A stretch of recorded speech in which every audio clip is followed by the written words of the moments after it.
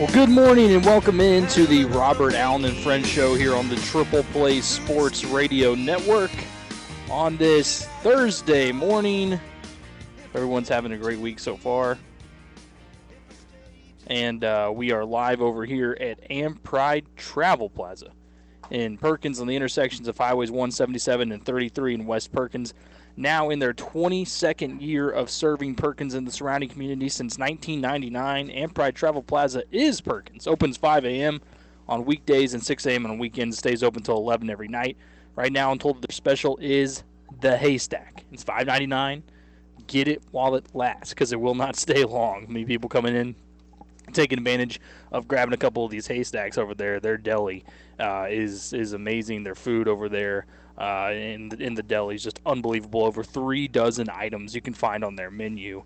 And in the morning as well, like right now, you got made fresh breakfast biscuits, sausage, bacon, egg, and cheese, toaster breakfast sandwiches, biscuits and gravy, donuts, cinnamon rolls, bear claws, and long johns, you name it. You're going to come in here at Pride Travel Plaza, eat up, gas up, and you'll be ready to go for the day. A packed show for everybody out there this morning as we're about to dive into some football news at first, and then Trey Cobb, former Oklahoma State pitcher, will join us and break down a lot that's going on in the world of baseball and Oklahoma State and much, much more.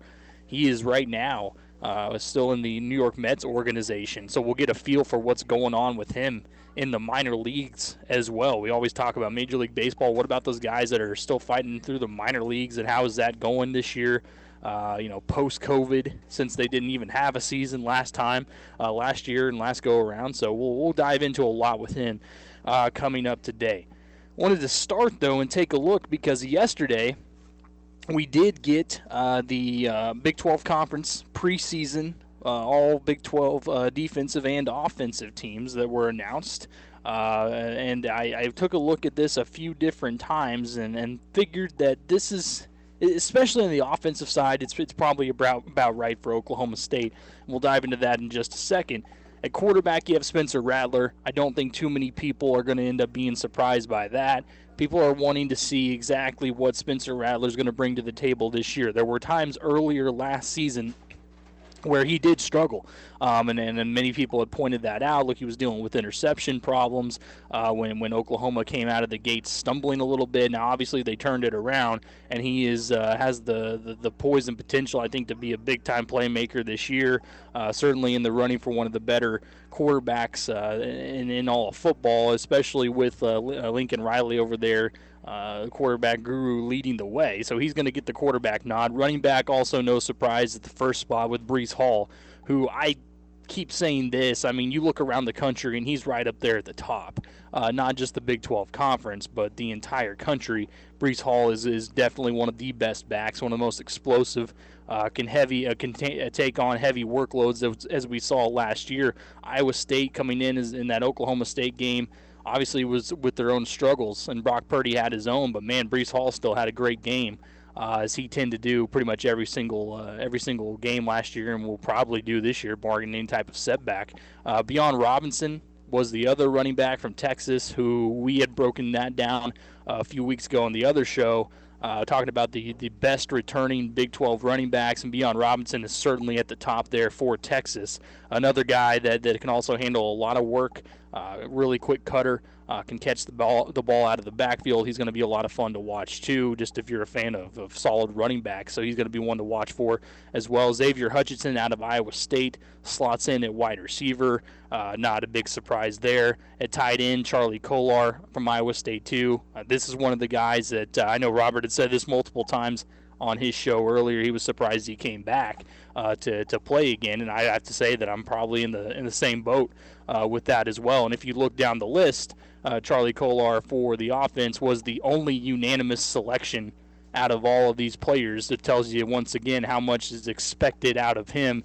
And we all know, if you've watched Iowa State over the years, how much they use the tight end in their passing game, and he's going to be a huge part of that, specifically in the red zone. So Charlie Kolar, no doubt. As far as Oklahoma State, you had Josh Sills that was slotted in as one of the offensive linemen, and I can't argue with that at all. I don't think anybody can. When you look at all the offensive linemen that are in this conference, those that are returning, those that have the chance to make the biggest impact, obviously Josh Sills is going to be one of those guys, especially coming into this year. We talked a lot about it.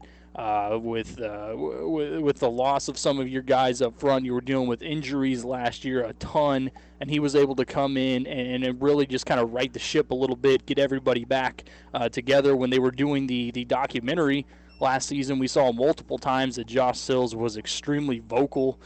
He was absolutely one of those guys that was taking control in the locker room, and that usually doesn't happen for a guy that's coming into his first year with a different team. As we remember, Josh Sills coming out of West Virginia, but it seemed like he didn't really miss a beat because he came straight into Oklahoma State and dominated last season.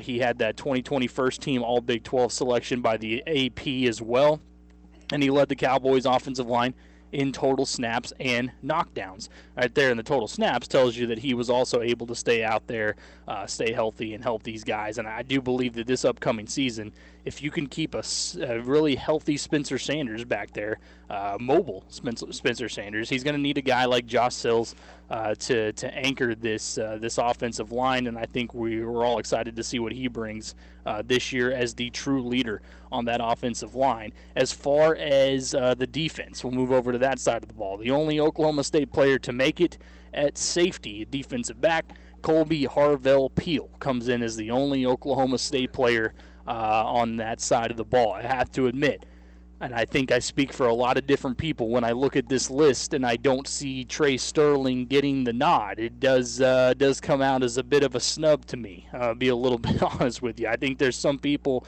that have looked at this and really thought the same thing, specifically because of what he does bring to the table, because of what the leadership he brings, the athleticism, his ability to be a ball hawker, which is also what Colby Harvell-Peel is. Don't think that I'm not giving him any credit, because I do believe Colby is also deserving of a nod here, and I think it was extremely beneficial for him to return to Oklahoma State. Same goes for Trey Sterling. We talk a lot about the guys in the middle of the defense as far as linebackers and what they're going to mean this season for OSU. Well, you also got to think about those guys in the secondary with Colby Harvell-Peel and Trey Sterling. I mean, name a better duo than that. It's kind of hard to do. So I really think that Trey Sterling should have been on that list, that's for sure. But he also always seems to be a guy, however, who is always looking to use motivation. I mean, if anybody knows Trey Sterling, and you've noticed anything on his social media and you followed him around, you look to see what he goes after. He goes after motivation, and this is certainly one of those times where, if Trey, let's say later in the season, he has a big game, comes up with an interception, some tackles, maybe a couple pass breakups. After the game, he's like, "Hey, man, I'm just going out there doing what I can for my team," and he drops a little hint about not being a preseason All Big 12 guy. I mean, I wouldn't be surprised to see him say something like that, because I think that Trey certainly uses that to elevate him to the next level, and I'm extremely excited to see what those two bring to that side of the ball this year. The leadership is there, the experience is there, the playmaking ability is there for this defense, who I think as well as a whole is going to anchor this squad, because you do have a lot of different questions on the offense still. You look at those selections and you look at Josh Sills being the only guy. Well, there's a reason for that. The Big 12 is loaded up offensively, no doubt. As far as Oklahoma State, there are still a number of questions. You think you know what you're going to get from Spencer Sanders in particular, but everybody else, and maybe a guy like L.D. Brown because you've seen him, but everybody else, there's still plenty of different questions. Okay, what do we get here? A wide receiver specifically? How about everybody else at the running back position? The rest of the offensive line? How much will the Cowboy backs be involved this year? There's just a lot of questions there on that side. I think we'll have them answered pretty quickly, but we're going into it not knowing as much as you had last year, at least confidence-wise too, and what you would get out of a guy, for instance, like Tylan Wallace, most likely, like Chuba Hubbard. Now, he did deal with his injuries and everything else, but once again, you get Josh Sills on the offensive line, on the offensive side for the Big 12 preseason All Big 12 offensive team, and for the defensive team, Colby Harvell-Peel comes in for Oklahoma State on that side as well. Jordan, were you surprised? I'll look at the defensive side. Were you surprised to see somebody like Trey Sterling not make that list there? I'm not, and here's why. This is the media voting on preseason stuff. Right. And I think that they look at the name, they look at, think about what happened maybe 2 years ago on things with a guy. And Trey, I think that if we were going to poll coaches, Trey may be up there before Colby Harvell-Peel. I mean, if you look at it that way, Colby wasn't on the field a lot last year, so that kind of hurt him at some times, but Trey does everything, and it's understated, I think, how important he is. And you could say the same about Malcolm Rodriguez. I mean, Malcolm Rodriguez is a guy that just always seems to be in the right spot, doing the right things. Trace Ford would be another one that throw up there, but of course you had the knee injury coming off that. So I really think when you look at it and it's media voting, you start looking at the name of things. It's not as much as the X's and O's, the impact on the field. And when you start thinking about it that way, of course, every year, which team has the most people on the list? They're good guys, don't get me wrong. It's OU, right? They're always going to have a bunch of people on the list. But there's a lot of years Texas has a lot of people on the list, and nobody's there.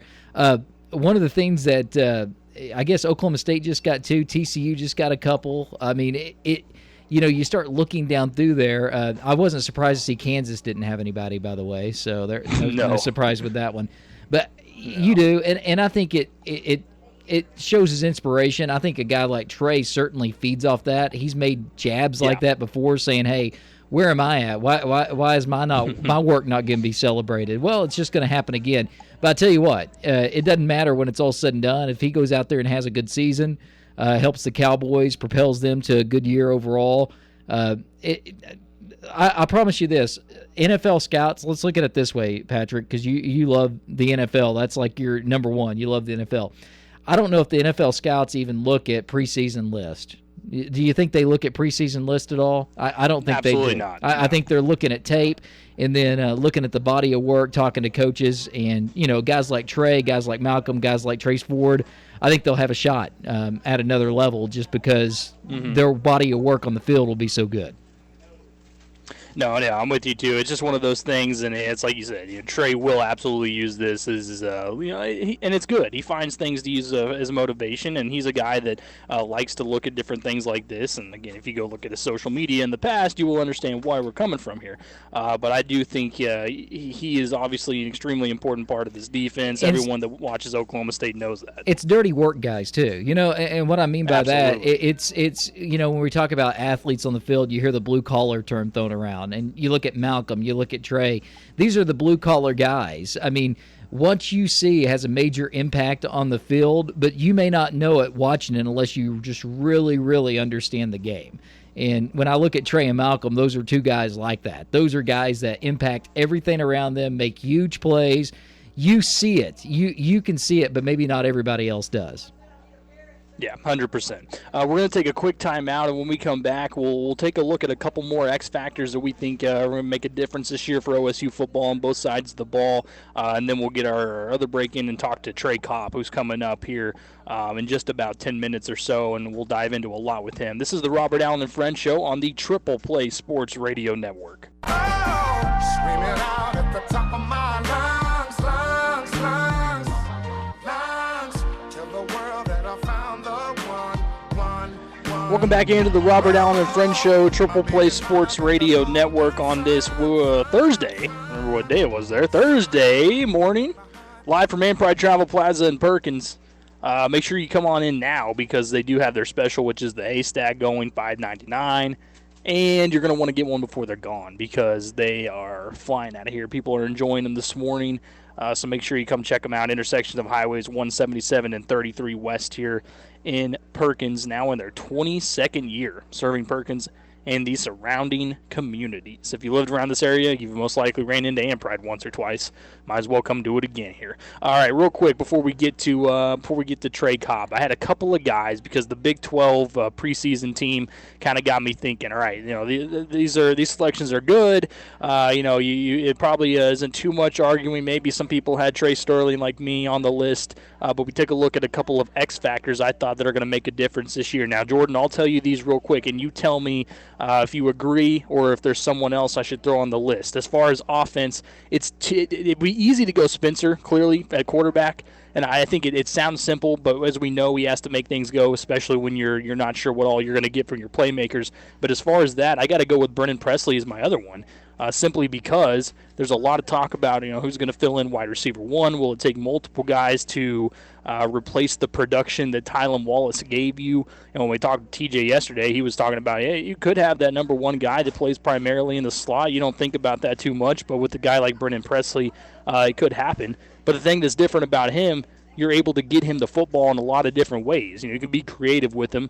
It can be a situation where you might be in a bit of a rut offensively. You get him the ball, he makes something happen. Next thing you know, you're kind of in back in a rhythm again. I think he has that ability. I don't know about you, Jordan, but I feel like Brennan Presley's workload this year is going to end up being pretty massive before it's all said and done. I'm with you. I feel like he has to touch the ball 12 times a game, and it's got to be in different ways, and maybe more. But, kick returns, punt returns, running the football. I mean, kind of in a way, you think of Tyreek Hill, the way Kansas City has been able to use him. Now, he's primarily a receiver, but there's other ways you can get the ball in his hands because he's just so explosive. And he's the guy. I got a chance to watch him many times in playing high school ball. He's a guy, anytime he touches the ball, he has that ability to do something. So if you give him the ball 12 times, you're going to have one or two explosive plays every game, and that may be the one or two explosive plays that put you over the top. Yeah, no, I 100% agree with that, too. It is so many ways he can make things happen with the football in his hands. As far as defense, I've looked at the middle again, and I have to believe that Malcolm Rodriguez, again, from his leadership, but also because of what he brings as far as, getting after the football, making those tackles, making sure tackles, making big plays when you need it. But I also had to kind of lump in Devin Harper in the same kind of, scenario here because I feel like Devin Harper has to fill in a bit of that role that Amon left whenever he went to the NFL, and you had Amon and Malcolm as one of the most, I think, underrated tandems there in the middle of the football field on the defensive side. You had Devin Harper in, who still had a ton of tackles last year. He was top 10 in the team in tackles, even though he didn't start all that much. So I think those two, and then, of course, Trey Sterling, as I mentioned earlier, you talked a lot about him doing the dirty work, and that's what makes him, to me, an X factor. Because of those little things that not a lot of them are going to show up on the stat sheet at times. He will make things difficult if he can shut down a certain wide receiver on a squad, things like that you look back and say, wow, why wasn't he open? Trey Sterling got over and made something happen, or he fooled the quarterback and made him move his eyes too quick, stuff like that. And I think that there's little things that he's able to do that a lot of other guys aren't going to do on a consistent basis. So when you get someone like Trey Sterling involved, he will absolutely help you out in a lot of different ways. And to me, he's got to be that X factor. Yeah, I think a lot of guys on the defensive side. One I'll throw in there that played really well last year was Tanner McAllister. I thought he tackled well when he needed to, so I think that's big. And I think here's the thing defensively. You're only more so than maybe on the offense. Offense, you could say the same thing. I think your offensive line's always got to be solid. But defense, You're only as strong as your weakest link. I mean, all it takes is one guy not doing their job, getting out of position, you're burnt. I mean, that's the way it is. And so when you start singling people out on defense, it really, to me, sometimes can get tough because guess what? If a quarterback drops back and has 8 seconds to throw the ball, you're not going to have much success in defensive back. If the defensive backs can't guard a guy for a couple of seconds, you're not going to have much success as a defensive line, right? So to me, it's really hard to single out. So I'm looking, like you, I look at the leadership side of things when I look at that.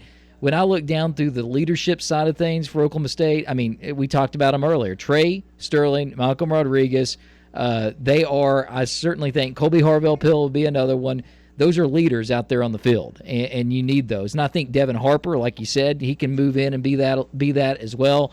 So, and let's face it, Patrick, on the defensive side of the ball, you need a lot of leaders out there on the field because it is defense is so unforgiving. Like I said, you make a mistake, you look back behind you 80 yards down the field, and 10 guys may have got it right, but the one guy got it wrong. Yeah, exactly. We've seen that happen many times at all kinds of different levels, too, that's for sure. When we come back here on the Robert Allen and Friends Show, former OSU pitcher Trey Cobb will join us, and we'll dive into a bunch with him about baseball in Oklahoma State and much, much more. So stay tuned here, listening to the Triple Play Sports Radio Network. Showed you true colors, I don't like what I see. Story keeps changing, I know what that means. Know what that means, I know what that means. How'd you go from being that somebody I believed into being someone doubting me behind the scenes? Can't forgive or sorry that I ain't never received. I mean, least you could have done was gave me an apology, but you're so... Welcome back into the Robert Allen and Friends Show here on the Triple Play Sports Radio Network, Thursday edition. Patrick Wheeler here with you live from Pride Travel Plaza in Perkins on the intersections of highways 177 and 33 over here west in Perkins. Make sure you come check them out as they're rocking and rolling with all the best breakfast items right now, so you can take advantage. And joining us now, former OSU pitcher, now with the New York Mets organization, my guy Trey Cobb. Trey, what's going on, man? Glad we could link up. Oh, hey, yeah, just chilling in Scranton, the Electric City right now. So we're on the road and check out some of the office stuff around here and having a good time. I was just about to ask, since you're in Scranton, like how many connections are there with the office down there? Is it like everywhere you turn, somebody's got something going on connected down there? Yeah, for sure. There's like stores with merch. There's, like Poor Richards is here. They got they got the Scranton sign, and we're right across the street from like one of the hotels they talk about on the show, and there's a lot of stuff to go around and see. And we actually wrote an entire episode in the bullpen about Michael and the gang going to a Scranton Wilkes-Barre AAA game, and we think that they missed an opportunity there. Absolutely, they did. Hey, you never know what's going to go on in the bullpen, man. That doesn't surprise me at all. I feel like that's one of the more creative things probably that's been done around there, though. But so you're a big Office guy then, right? How many times have you watched it through? Yeah, I mean, I think I've watched it twice all the way through. Okay. But it's the go-to. Like anytime you can't find something to watch, you just you throw it on. That's very true. Yeah, that's cool stuff, man, right there. We're talking to Trey Cobb here on the Robert Allen and Friends Show. Okay, so tell me, how's life in the minor leagues right now? And you told us where you are there, and tell us everybody kind of like what level you're at right now with the Mets organization as well.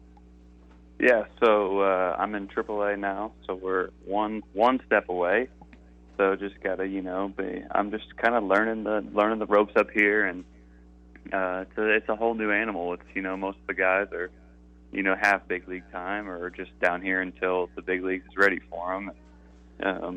It's definitely a lot different, but I've learned a lot at every level. This one probably more than the other ones, with just being around guys that have done it and been around a really long time. And the travel's great here. Hotels are great, but with COVID we play 6 games a week, and they're the same team, all 6 games. So they see you. You're not fooling anybody with stuff that they haven't seen before. So it's been a little bit of a challenge in that, just playing the same 4 teams over and over again with a 6-game series. But other than that, everything's been great, and we couldn't ask for a better situation to be in right now. Now, you get the 6-game series, and then I believe it's the Mondays that you get off, correct? Yeah, the Mondays we get off, which were huge when Connor Costello was still on The Bachelorette, so that we could tune in and watch that every Monday. Oh, man, it was perfect then. It just it worked out too well. And I'm sure, like you kind of mentioned there, you have to be feeling just pretty good to be back out there, considering last year minor leagues was scrapped, and I think we had talked to you a couple times about that, because that was I think a tough time, and probably a lot of different players had to make big time decisions on whether they were going to end up continuing to play, especially if they were at the lower levels. But I'm sure that having it back has to be one of those big moments of relief for a lot of guys. Yeah, it was really nice, and I missed 2019 as well with Tommy John surgery, so right. It was 2 straight years on the shelf, and I got to spring training this year, and I felt like I had to, make a roster spot anywhere. And they sent me to Double A, and I threw 1 inning in Double A, and then they are, I don't know if you've been following the big leagues very much, but everybody that puts on a New York Mets uniform decides to get hurt. So they called up all of our AAA guys, and they needed somebody to come up from Double A, and they picked me. And haven't pitched great, but pitched well enough for them not to send me back. So just trying to learn lessons every time I go out there. Just wish the lessons would be a little less loud off the bat, and maybe hit one at somebody once. But I feel like we're good. I feel like we're turning the corner, and just like I said, just really blessed to be where I am and around the guys that I'm around. Yeah, I was paying attention a lot to the Mets this season because of, like you said, the injuries were just unbelievable. That's been the case a lot around the league, but especially it hit the Mets hard, no doubt, and it just kept on coming. And looking at the pitching there, that was one of the things I wanted to ask you. Being in spring training, things like that. How have you been able to sit down and pick a guy like Jacob deGrom's brain at all, or anything, and then get to learn anything from him based off what he's been doing at the next level? Yeah, it's just like he's just very unrelatable because he's, Greg Maddux, but throws 102. Right. So it's tough to learn from guys that are just absolute freaks of nature. But picking the brains of the guys that are, coming up and down from big league to AAA, back and forth, because that's pretty much what it is up here. It's like guys in big league for 10 days, and he comes down for 4, then he's back up, then he's back down. So picking the brains of those guys, like a Sean Reed Foley or a Yency Diaz or Nick Tropiano, that are kind of like on that, they're going back and forth. They have a little bit more relatable stuff to talk to about, and they just have like that big league mindset, and that's where it is in AAA. That's the difference. Is everybody in AAA can play in the big league, but they just we're still searching for that big league mindset. And those guys that have it, they just have it, and the game slows down for them, and they're the same guy every single time, and that's what it's really about, just trying to be the same guy every single time that you go on the field. Yeah, you mentioned there kind of the life of a minor leaguer and how you know that you could get called up anytime, then immediately sent back down, and that could happen multiple times during the year. And that was leading me to kind of ask, because I know last season, obviously, with not having the minor league baseball, you were back with the family, spending time with them and stuff. How has that adjustment been, knowing that you're kind of back in the full swing of things, and also, the family knowing, hey, look, you could be in New York at some point, you could be back down in AAA, you could be, wherever. So how's all that going back to, kind of adjusting to the life of a minor leaguer once again? Yeah, it's been a challenge for sure. Wife is a superhero, so when I'm on the road, she just takes care of the twins, and since we go on the road for a week at a time now, it's a challenge. But just speaking of how crazy the minor leagues is, we were so excited to be in Double-A because I'd missed all of 2019 and 20, and I pitched in High A in 2018, so we didn't know where we were going. And when they sent us to Double-A, we were so excited. And we got a rent house that was furnished in month to month, and the people that were leasing it out were amazing. And we were like, wow, this could not have worked out better. It was in a great part of town with parks all around us, and we were there for 4 days. And then they called and said, hey, you're going to Syracuse. And they didn't say, yeah, you're going up for a week or 2 weeks or anything. They just said, hey, you're going there.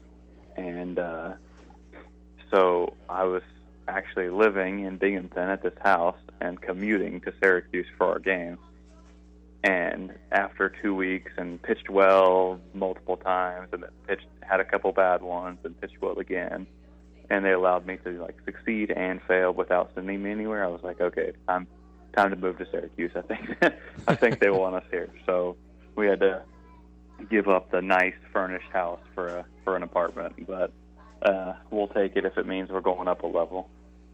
Yeah, absolutely. That's a great example of how things change so quickly in the minor leagues there. And speaking of other guys that are, kind of getting a chance, especially in the majors now, that former OSU players. How about your guy Donnie Walden over there? Finally get a chance to do more with the Mariners. It seems like last couple of months or so, I've been looking and seeing, hey, he hit a home run here. He's made a big play there. It seems like he's also having some success.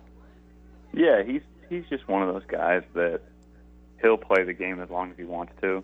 He'll always get a job. He's so toolsy. He can play anywhere on the field.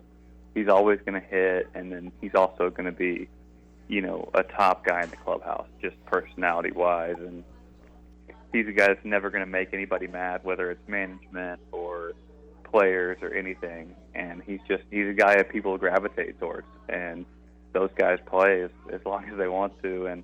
And his talent will could carry him on its own, but the fact that he's such a good human on top of the talent, he'll stick around in this game for a really long time, and he's an all-time guy, and I couldn't be happier for him. And he's a little bit on that, go up for 2 weeks, go down for 3 days, go back up for 2 weeks. So, I know that has to be frustrating, but in the end of the day, you're a big leaguer, and that's really all that matters.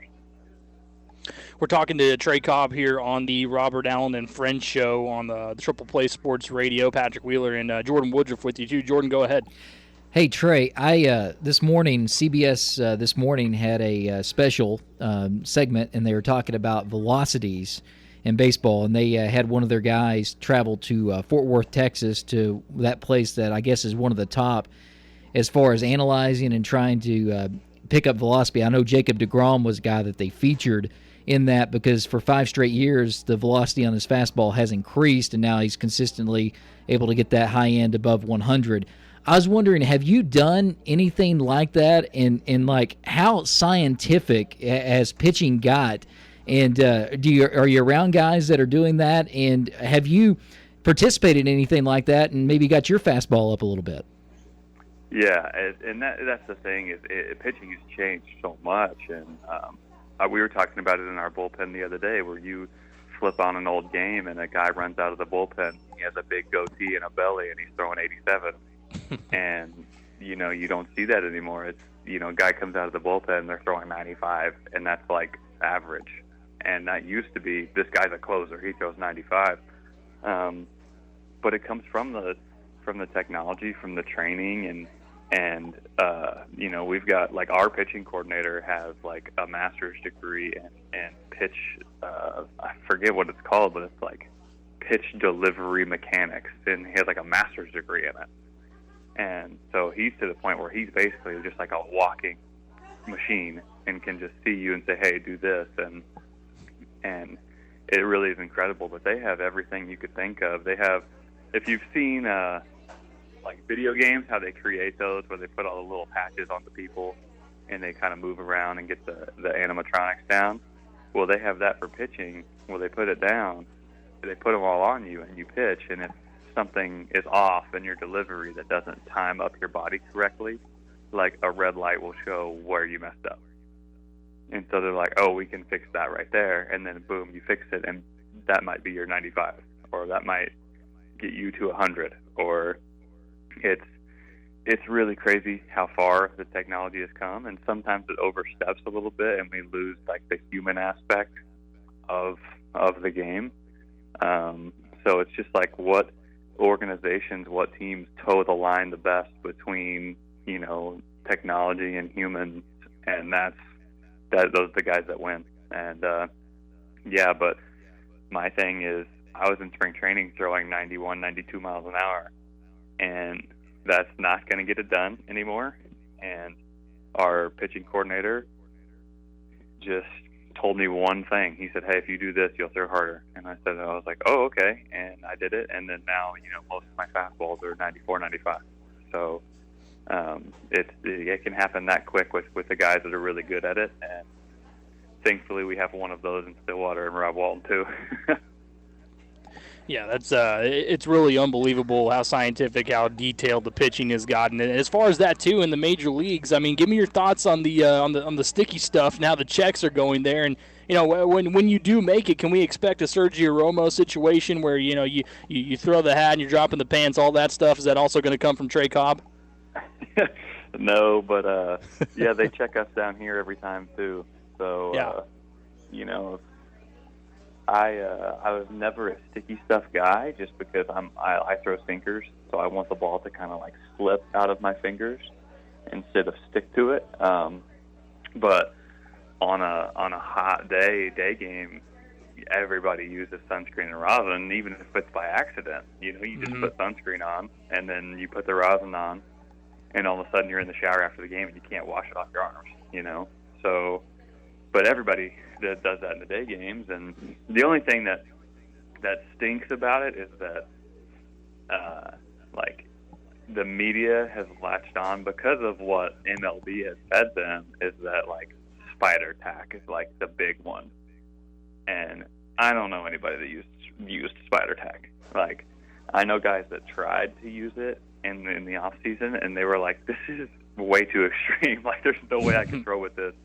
One of my teammates said that he tried to throw with spider tack in a bullpen, and he looked at his fingers, and there was the leather of the baseball had ripped off the baseball and on his finger, and he's like, "Okay, yeah, I definitely can't use that." So. But that's the one that's the most extreme in the studies, and that's the one where the MLB has kind of said this is the problem, but it's really not. It's the stuff that, like, I think that hopefully they'll come together, and because rosin is not a grip agent, it's not a gripping agent, it doesn't help you grip the ball. I hope that this offseason they can come together and work with the right guys and get in a lab and say, hey, this stuff helps you grip the baseball when your hand is sweaty or when the ball is slick, and it doesn't make your pitches unhittable. So hopefully we'll see that this offseason. We're talking to Trey Cobb here on the Robert Allen French Show, Triple Play Sports Radio. Patrick Wheeler filling in today. So let me flip you over to college sports real quick, because, I mean, obviously the big news lately has been name, image, and likeness. Just kind of a broad question to see if you're on board, but do you like it? Are you in favor of college athletes being able to make money now off their name, image, and likeness? Yeah, for sure. I think it's like going to take a little bit getting used to. Just seeing it like on Twitter or wherever, but I think it's definitely a good thing, and I think it's good for the fans too, because when you go into a merchandise store you should be able to get a Spencer Sanders jersey if you want one, or you should be able to go get your favorite player and actually wear their jersey, their number. I mean, how many Cade Cunningham jerseys would they have sold last year? Yeah, I mean, it would have been insane, so I think it's good for the fans. I think it's good for the players, and I think it's cool that I don't like when they made the rule. I think they were kind of thinking football and then basketball, but I don't think they realized how much of a market there really is for companies wanting to just get their stuff out any way they can.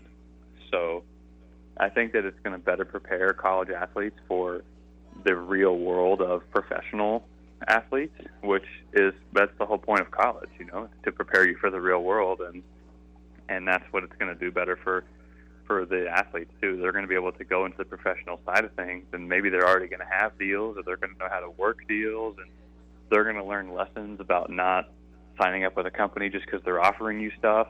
Because if your stuff stinks and they offer it to you and you take it, and then your fan uses it, and they're like, ugh, I can't ever use anything this guy says again, So it's a learning process for them. I think it's good for the players and good for the fans, and hopefully it allows some.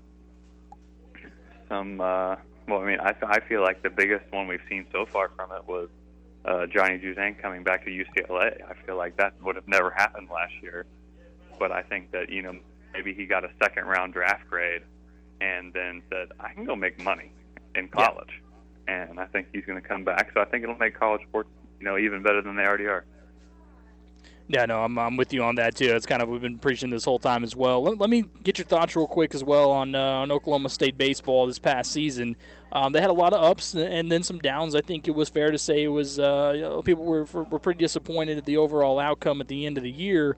And getting knocked out of UC Santa Barbara, all that stuff. I mean, as far as this team though and what they did last season, maybe where do you think they're looking to improve coming into this next year?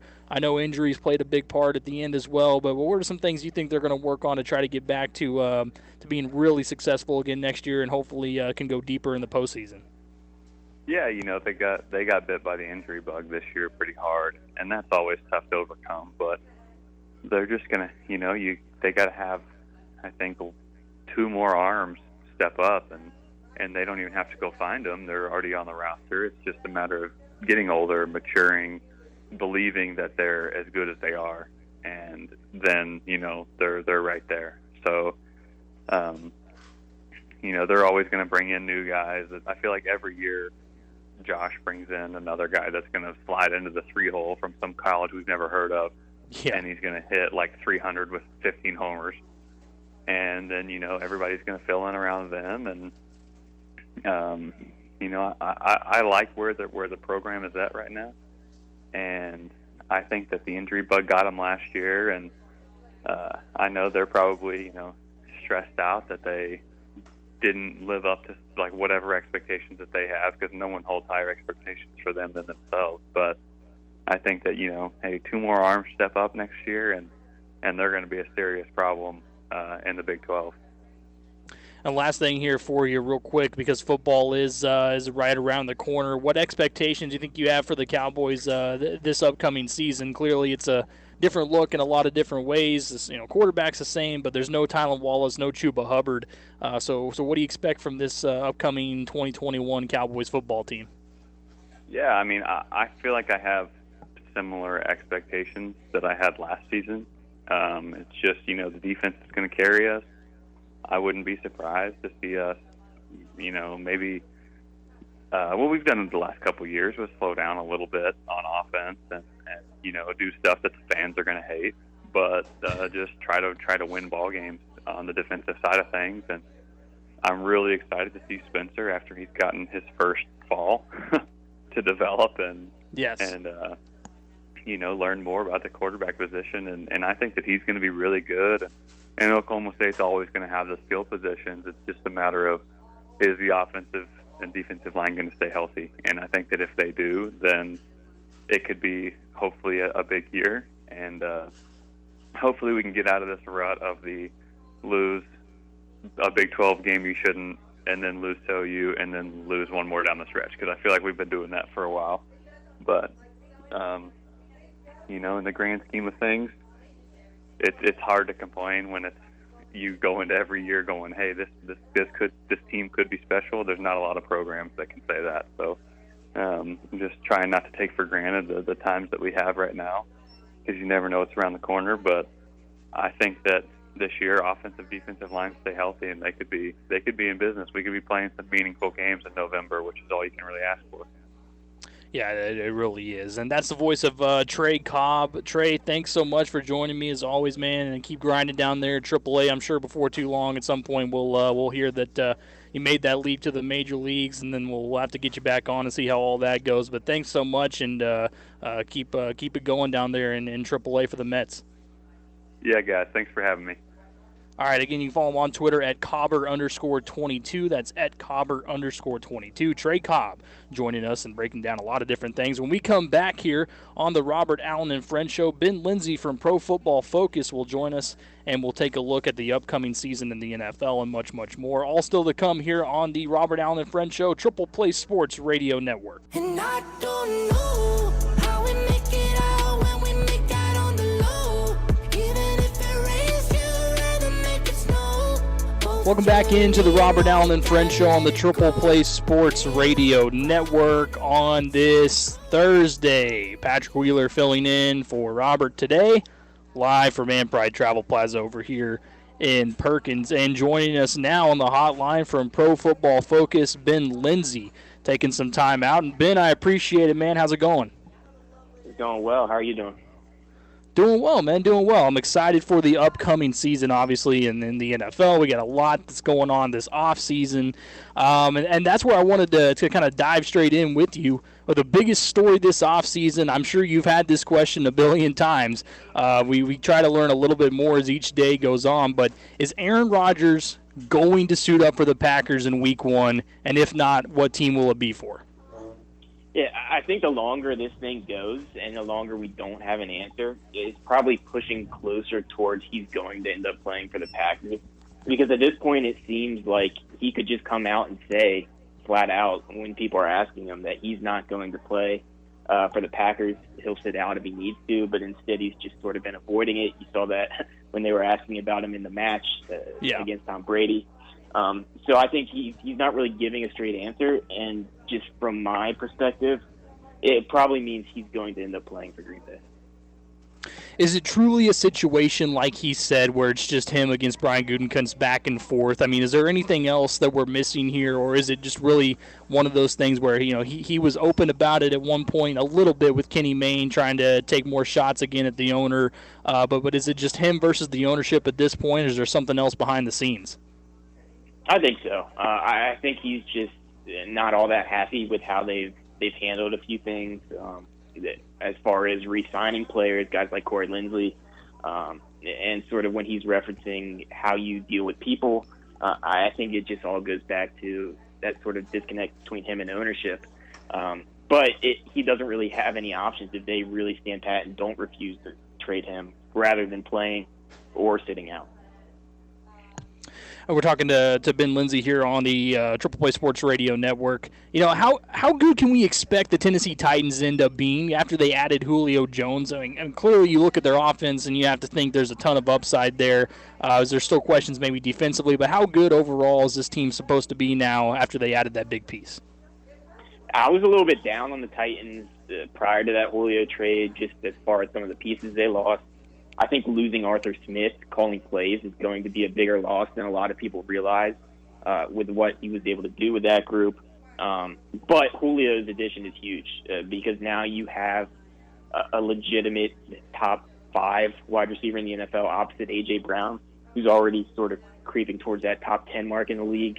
You still have Derrick Henry. So I think they have the firepower on offense to sort of overcome the loss of Arthur Smith. Defensively, still the big question. Even after the pieces they added, they're relying on some younger guys like Bud Dupree, whose stats might have been a little bit inflated in Pittsburgh based on the talent around him. But they should be the AFC South favorites. And if that's the case and they do come out of that, I mean, is the team now built, especially offensively, to sustain a game later in the playoffs against a Buffalo or a Kansas City, maybe again a Baltimore Ravens team? I mean, they might sweep through a regular season schedule, but when it gets down to crunch time, do you believe it's potentially all going to pay off for them? I still would put teams like Kansas City, teams like Buffalo, even Cleveland and Baltimore ahead of Tennessee, just based off of how strong their rosters are overall. But like I said, the firepower that Tennessee has offensively, when you get in a one-game situation and everything's clicking with Tannehill, with Julio, with A.J. Brown, with Derrick Henry, they have the chance to upset one of those teams for sure. I want to take a look, too, a little bit at some of these rookie quarterbacks. They were obviously the talk of the draft and all of that. But, for you, how long until Trey Lance becomes that starter for the San Francisco 49ers? Or do we end up seeing a year like we saw with Kansas City with Patrick Mahomes where the Niners decide to go and with Jimmy G and just kind of have Trey Lance learn a little bit? Just based on some of the reports that have been coming out about how intent Kyle Shanahan was on getting a different guy. They were reportedly in on some of the Stafford stuff. I think he wants someone who gives them a different element offensively, who can make something happen outside of structure. He can use his rushing ability. So I think at some point, Trey Lance probably is going to end up taking over. I don't think it's at the beginning of the season. But I do think they'll make that change eventually because they do have a pretty strong roster otherwise. Yeah, that's kind of the thing, obviously, with the playmakers they have and how competitive that division really is. Did you ever expect Jimmy Garoppolo to be moved at some point, just to kind of clear the way for a guy like Trey Lance, or did you expect him to stick with the 49ers and just kind of see what worked out there? I think they want to keep him for now, just because Lance does have some concerns coming out of North Dakota State. He's only been a starter really for 1 year. He wasn't all that accurate as a passer, very few dropbacks. So I think they want that insurance of having Garoppolo just because they are going to be fighting for a playoff spot, and going into the season with just really Trey Lance is a little bit risky. But from a cap sense, it obviously made some sense to move Garoppolo earlier this offseason. At this point, I think they're just going to keep hold of him. Did you have Trey Lance at that 3 spot as far as mock drafts and things like that, or were you surprised to see him go as early as he did? I didn't have him at 3. I think the top 3 for me and a lot of the guys at PFF were Trevor Lawrence, Zach Wilson, Justin Fields. Mm-hmm. It seems like something obviously dropped Justin Fields all the way outside of the top 10. I did prefer Lance to Mac Jones at that spot for San Francisco just because his physical tools. Reportedly, he's very intelligent. Ran sort of a pro-style system there at North Dakota State, so I did prefer him to Jones, but I would have gone with Fields just because Fields has those physical tools. He was one of the most accurate quarterbacks in college football, proven winner at a big college, played well in the playoffs this past season. So I think he just had more to work with than Trey Lance, but I would have gone with Lance over Jones. Yeah, I was pretty much with you on that too. Sold that the Niners would go with Justin Fields. It made a lot of sense. But the same question here, we'll look at Justin Fields now with the Bears. We've heard the normal coach speak. Hey, Andy Dalton, we brought him in for a reason. He's still our starter. He's going to be the Week 1 guy. But how much should we actually buy into that? And is there any chance that Justin Fields won't be out there Week 1 for Chicago? I think there's a chance that they go with Dalton, but it's hard to not see Fields winning that job. I know Nagy was with San Francisco with the Alex Smith, Patrick Mahomes situation, but I don't think this is a similar situation because Alex Smith has had success there in Kansas City. He played well in 2017. I just think Fields gives them the better shot to win, and I wouldn't be surprised if he was out there in Week 1, even though they've sort of gone with the line that Dalton is their starter. We're talking to Ben Lindsay here from Pro Football Focus. The other part of it with rookie quarterbacks, and you mentioned Mac Jones there too. First of all, what did you think of the fit with the New England Patriots, and will we see him at some point this season too? With Cam Newton still being the guy, it's going to be a question of how long the leash is with him if he can stay healthy this year. But did you like the fit, and when can we maybe expect to see some more of Mac Jones?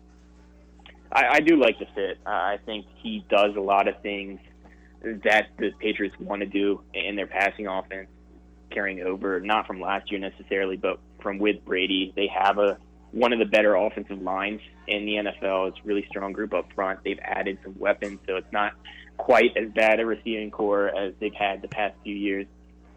I do think they're going to go with Newton early in the season, but if he comes out and he keeps playing like he was at the end of last year, where he was one of the least accurate quarterbacks in the NFL, it's going to be hard for them not to make that switch this season.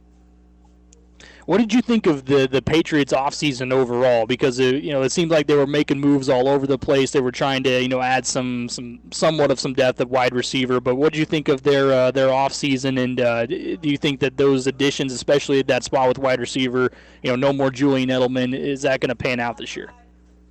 It was interesting because I thought it was sort of a spot where the Patriots were going to reset a little bit and they were going to start to build towards the future. But the amount of money that they spent in free agency indicates that they think they can compete this year. And I do think their roster is going to be better overall. They added some pieces to the defensive front. Obviously, adding Hunter Henry, Jonnu Smith, and some of the wide receivers they did is going to make that group better. I just don't think the moves really match up with the amount of money that they spent. In the long term, it's probably going to end up hurting them. But for next year, it will make them more competitive, I think. Talking to Ben Lindsay here on Triple Play Sports Radio. The other thing that I think it seems like it's kind of forgotten by some people because of how long ago it's now that it has happened. But with Matt Stafford, when he went over to the Rams, it was a huge move, and he clearly got an upgrade on nearly every single front there on the football field. What's the realistic expectations for a guy who's been around quite a while like Matt Stafford, and with the new coaching staff, the new offense, the defense that's elite? What can we expect from him in his first year with LA? Yeah, I think it's sort of similar to what we were talking about with San Francisco. Sean McVay just wanted a guy who could create when things don't go perfectly. So there's not as much pressure on the play caller to call the perfect play every single time. I think Stafford gives them a little bit more of that. He's been doing it his whole career in Detroit prior to this season. So he has the potential to really have a career year. They have a decent offensive line. They have some weapons in place. Obviously, they have McVay calling plays. So I wouldn't be surprised to see a big year from him, which they might need, because I think their defense could take a step back with some of the guys they lost in the secondary, losing Brandon Staley. But overall, I think the Rams are in a pretty good spot in the NFC, right there, sort of behind Tampa Bay at the top of that conference. Do you think by the time that things ended there and we got the news about Matt Stafford that it kind of was a Sean McVay versus Jared Goff situation? There's some animosity maybe between them. Is that going to be something that, later on down the line we find out things, obviously we're not going well behind the scenes with those two?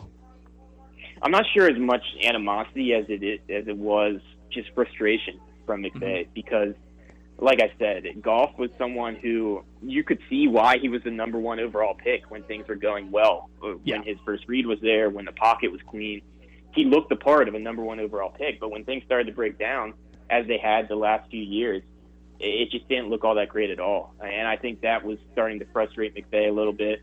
And that's really what led to the move and why they pushed Stafford so hard. Let's take a look at the Jacksonville Jaguars real quick, and then straight up, let me just ask you this. Does Tim Tebow make that 53-man roster this season? I don't know. It's hard to say. I don't think he probably shouldn't. Just a 30-plus-year-old guy coming back after however many years it is outside of the NFL at a new position. I don't think he should necessarily, but who knows?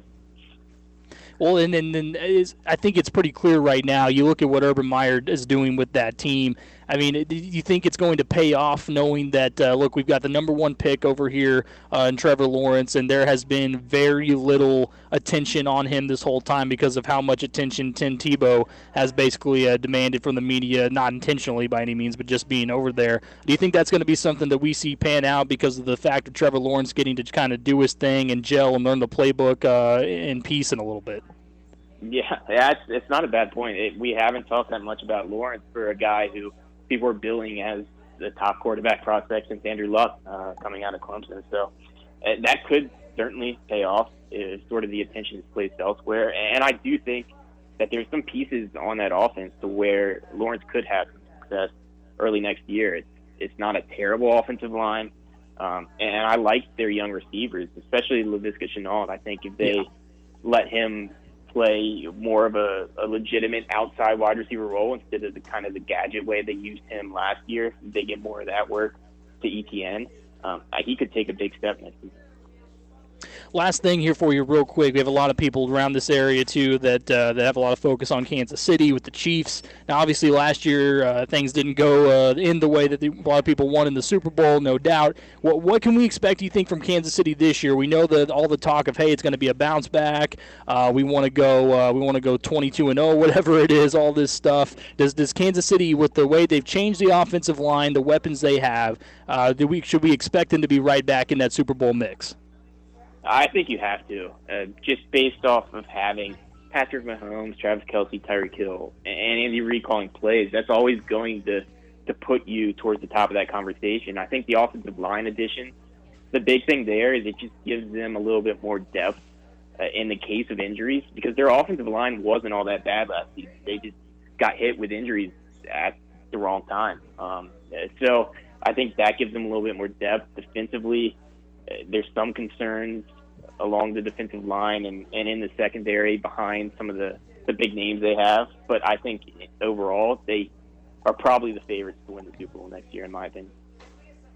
There you go. You heard it first from Ben Lindsay. We appreciate your time, Ben, as always, from Pro Football Focus. Thanks for spending some time with us here, and we'll talk to you later. Anytime. Take care.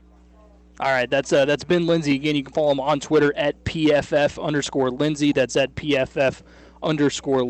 Appreciate him giving us some time there, diving into a lot of different things coming into the season with the NFL. But, yeah, he looks at that, too, as a situation where, and I think it's kind of gone a little bit unnoticed with the Jacksonville Jaguars, because half the time, most of the time, I should say, when you get a first-round pick especially being a quarterback.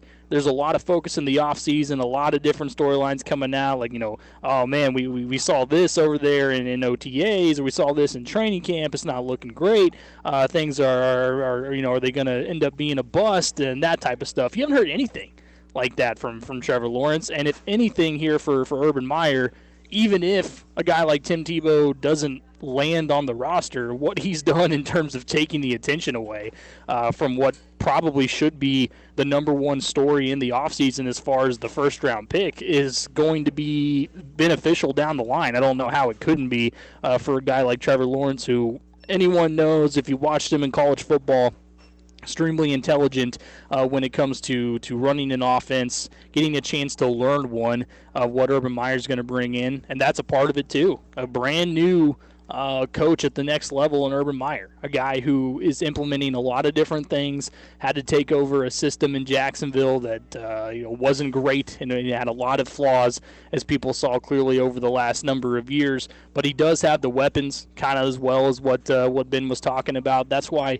I truly do believe before it's all said and done, they're going to go from one of the most irrelevant teams that very few people, including in the Jacksonville area, probably care too much about, to a team that has so many different storylines and potential positives coming out of it with Trevor Lawrence, even just with the fun idea of what Tim Tebow could do. I mean, if he did make that 53-man roster, just the want to for the fans to see what he has and see him on the sideline is enough to bring in a lot of attention. Those young players that are over there, and then somewhat of an opportunity in that division. You have the arguably, I think for some people, but specifically for me, the worst team in the entire league happens to be the Houston Texans that are right there in that same division. The Colts are going to be really interesting, and then of course the Titans that we talked about with Ben there too, that has a loaded up offense. So they're going to have their work cut out for them, but I do think it's one of the more interesting times that we've seen with a team that has been so bad and so irrelevant to going to pretty interesting over the offseason and getting a lot of talk and a lot of focus. And he mentioned a lot of other things there too that I think were great. It's funny because you talk to a guy like Ben who does great work at Pro Football Focus, and he's kind of the same way with all of us when it comes to the Aaron Rodgers stuff. And I said this the other day about Aaron Rodgers. The more that time goes on, it just seems like, would we all be surprised to see him kind of come to some sort of agreement around training camp time in a few weeks? Like, things have been crazy this offseason, but I've decided to stick with the Green Bay Packers. I think there would be plenty of people that would see that doesn't really have a huge surprise factor for a lot of people based off of what we've been hearing. Yeah, at the match the other night that we had mentioned a little bit here on the show, he was asked about would he return to Green Bay, and he completely dodged the question. Not a surprise there. And this could be one of those situations where the entire season, all he was trying to do was put the management and put the ownership in a really bad light, get a lot of people to side with him, which, again, I can understand. I said this from the beginning. I understand where he is coming from in terms of his frustration for the last couple of years. If it was indeed the Packers' goal to try to move him out of the way, that's not something that has never happened before by any means. We've seen it. But the fact that it was Aaron Rodgers and what he did coming back on that MVP season, I mean, not a lot of people are going to do that when they're basically told the year before, hey, man, we're going to get your replacement in the draft. Your time with us is going to be coming to an end at some point. We're not only going to get your replacement, we're going to trade up to do so. We have our eyes on Jordan Love. He's going to be the guy. Well, a lot of people, a lot of quarterbacks, especially at the age of Aaron Rodgers, would take that and say, this time's been great. He goes out and, let's say, has a mediocre season, and things kind of move on from there. But the fact that he comes out and has an MVP season and puts the Packers in such a tough situation, I mean, let's be honest.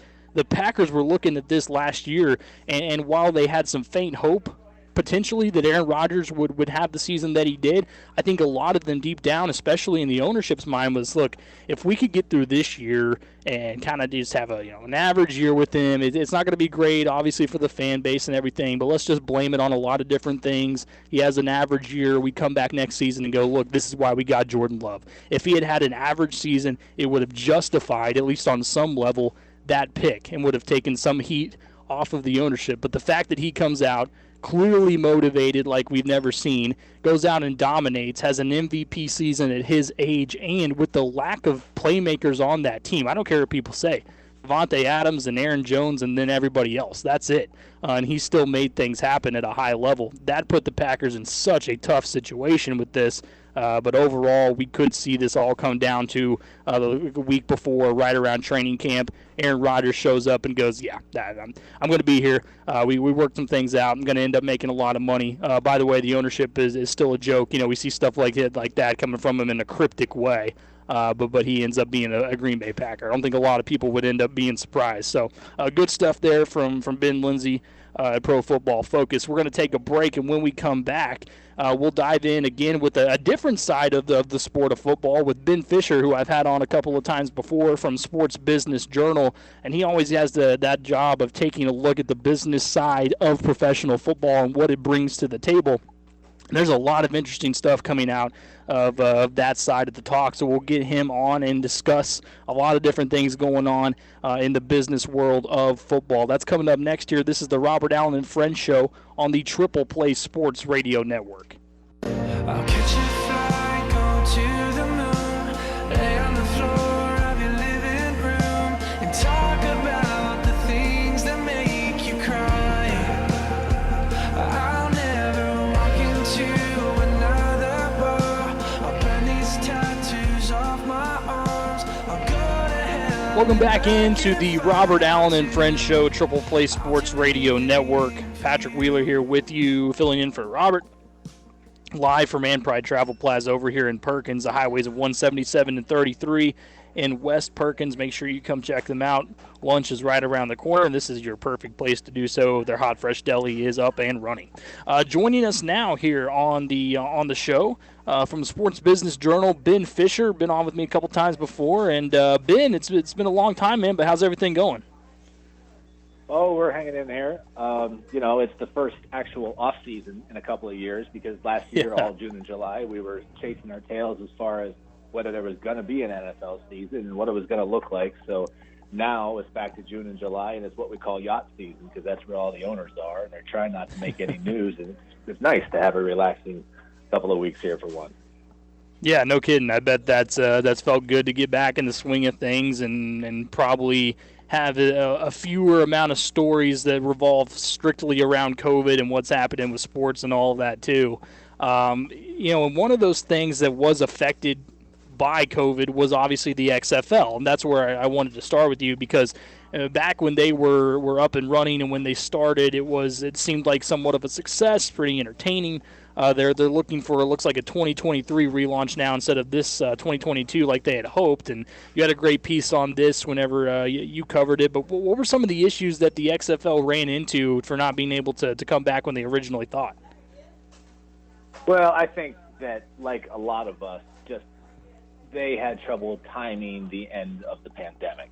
Look, once the vaccines started being distributed in mass, I'd say, in January or February of this year, you could start to imagine a world that was coming back to normal and full stadiums and people in boardrooms and in strategy sessions were beginning to get a sense of optimism that we were going to see an end to all of this.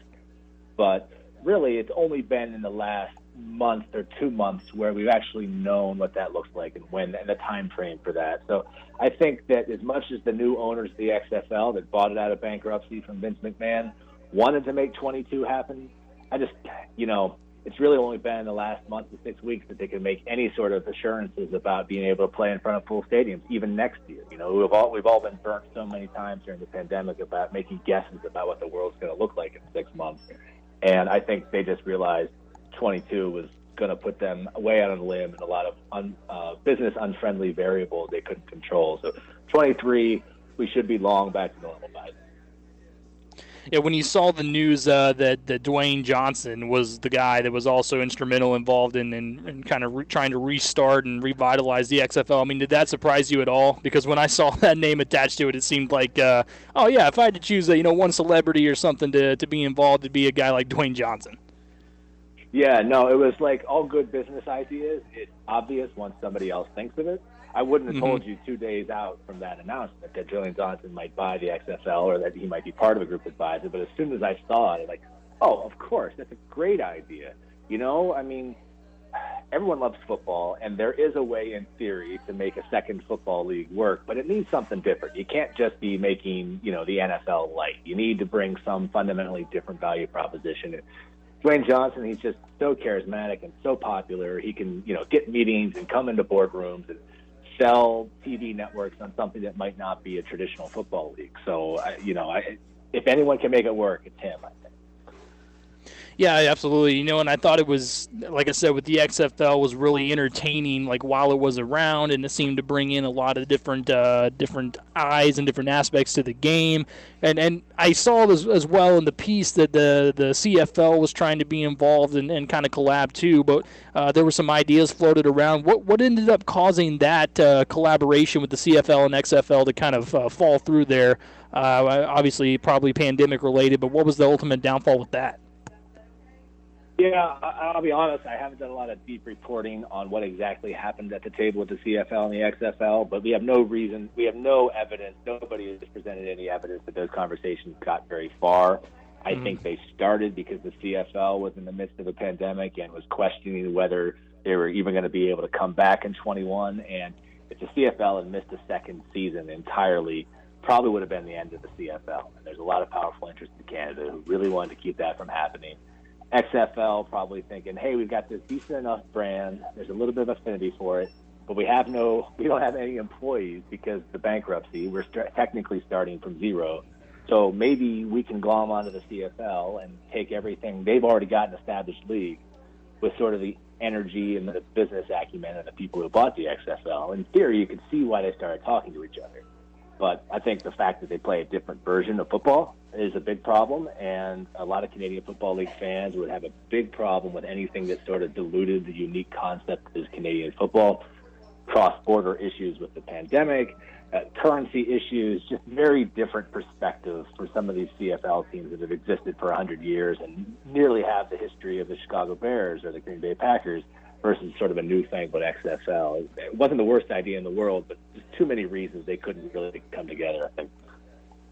Yeah, I think it's a good point. A lot of people don't realize, especially around this area, and if they're big NFL fans, just how historic some of those CFL teams are as well, like you mentioned there. We're talking to Ben Fisher here on the Robert Allen French Show on Triple Play Sports Radio, covers the NFL for Sports Business Journal. So Drew Brees, as we know, retired out of the NFL with the Saints, and now he's the newest member of NBC when it comes to football. On top of that, he ends up signing with PointsBet, that sports betting company.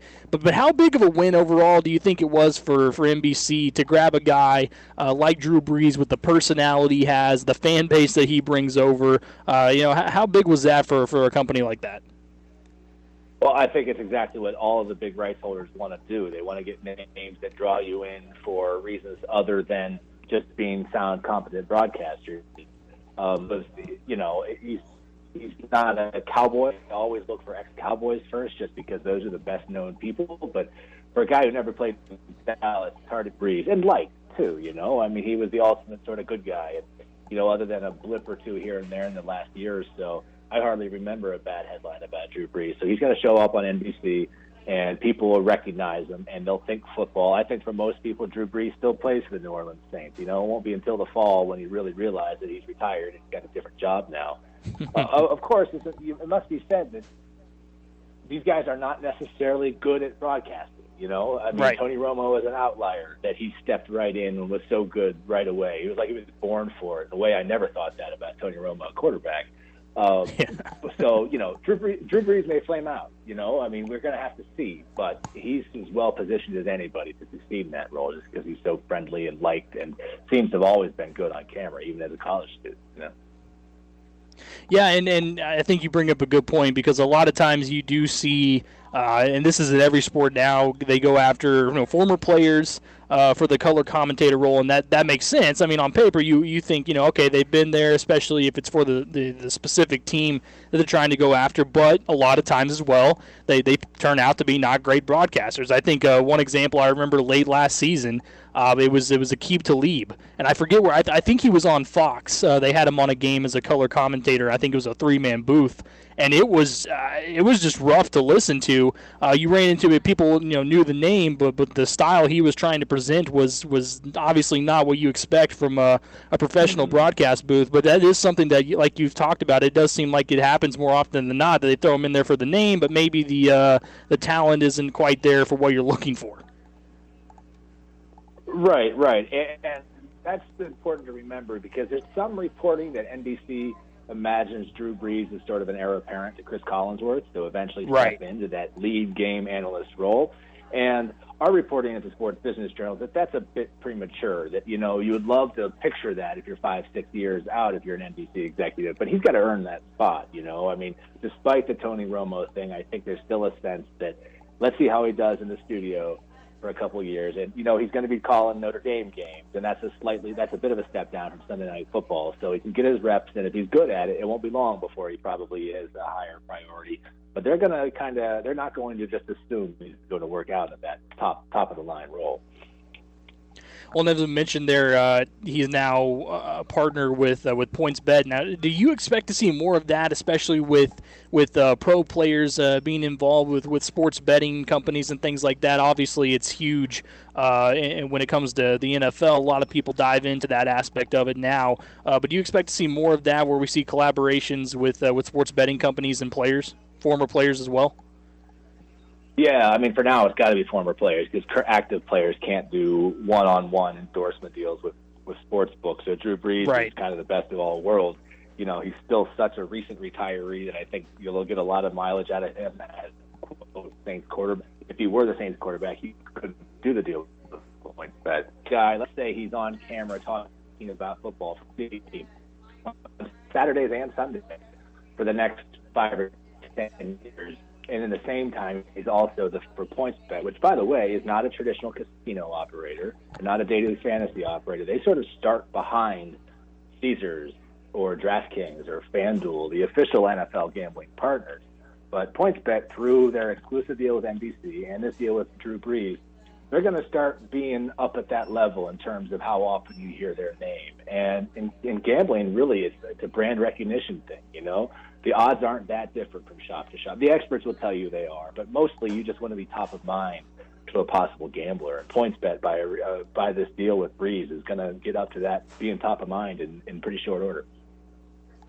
Yeah, and that kind of leads into my next question, which I know you're the NFL guy, but NIL taking over in college football and college basketball, college sports, mainly those two, obviously, is the big focus. But do you like what, for instance, we've seen with Miami? We talked about them yesterday, what they're doing with their football program and partnering with a company that will provide blanket money to every player. Do you think we'll see more of that at that level? It seems like potentially a really good business venture that could benefit both sides. Yeah, I thought that was a really cool idea for Miami. And, I think it's just an example of how creative people are going to get on this. I think for years, when this was a legal matter and being litigated in courtrooms and sort of in theory about how players might get paid, we just weren't creative enough in thinking through how it might come to bear. I think we were all thinking star quarterback, do a commercial for the local car dealership, and that's that. But the United States is home to the world's finest marketers, and they will find a way. Anyone who puts on a college football uniform carries some value to some company somewhere. I forget where it was, but there's some group of offensive linemen who are doing like a deal with a steakhouse that's all about basically being big fat eaters, and that's great. Those guys, you can't pick them out of a lineup, but they'll get $5 or $10 grand from that, and that's good for them, and it's good for the schools. And I think the Miami storyline is an example of how schools now that it's legal. Schools might have fought it, but now that it's legal, schools are going to see this as a way to distinguish themselves. And, probably in the short term, it's a rich get richer sort of thing, because the biggest schools are going to be most able to put those sorts of programs together. But somewhere out there's a Mac school or, a Mountain West school that's going to have a really smart idea in the name, image, and likeness space, and they're going to distinguish themselves from the others, and they're going to get a few recruits they wouldn't have otherwise gotten just because they're doing something smart to help those kids make money on their own. So I'm excited to see what else comes out along those lines that the U pioneered this week.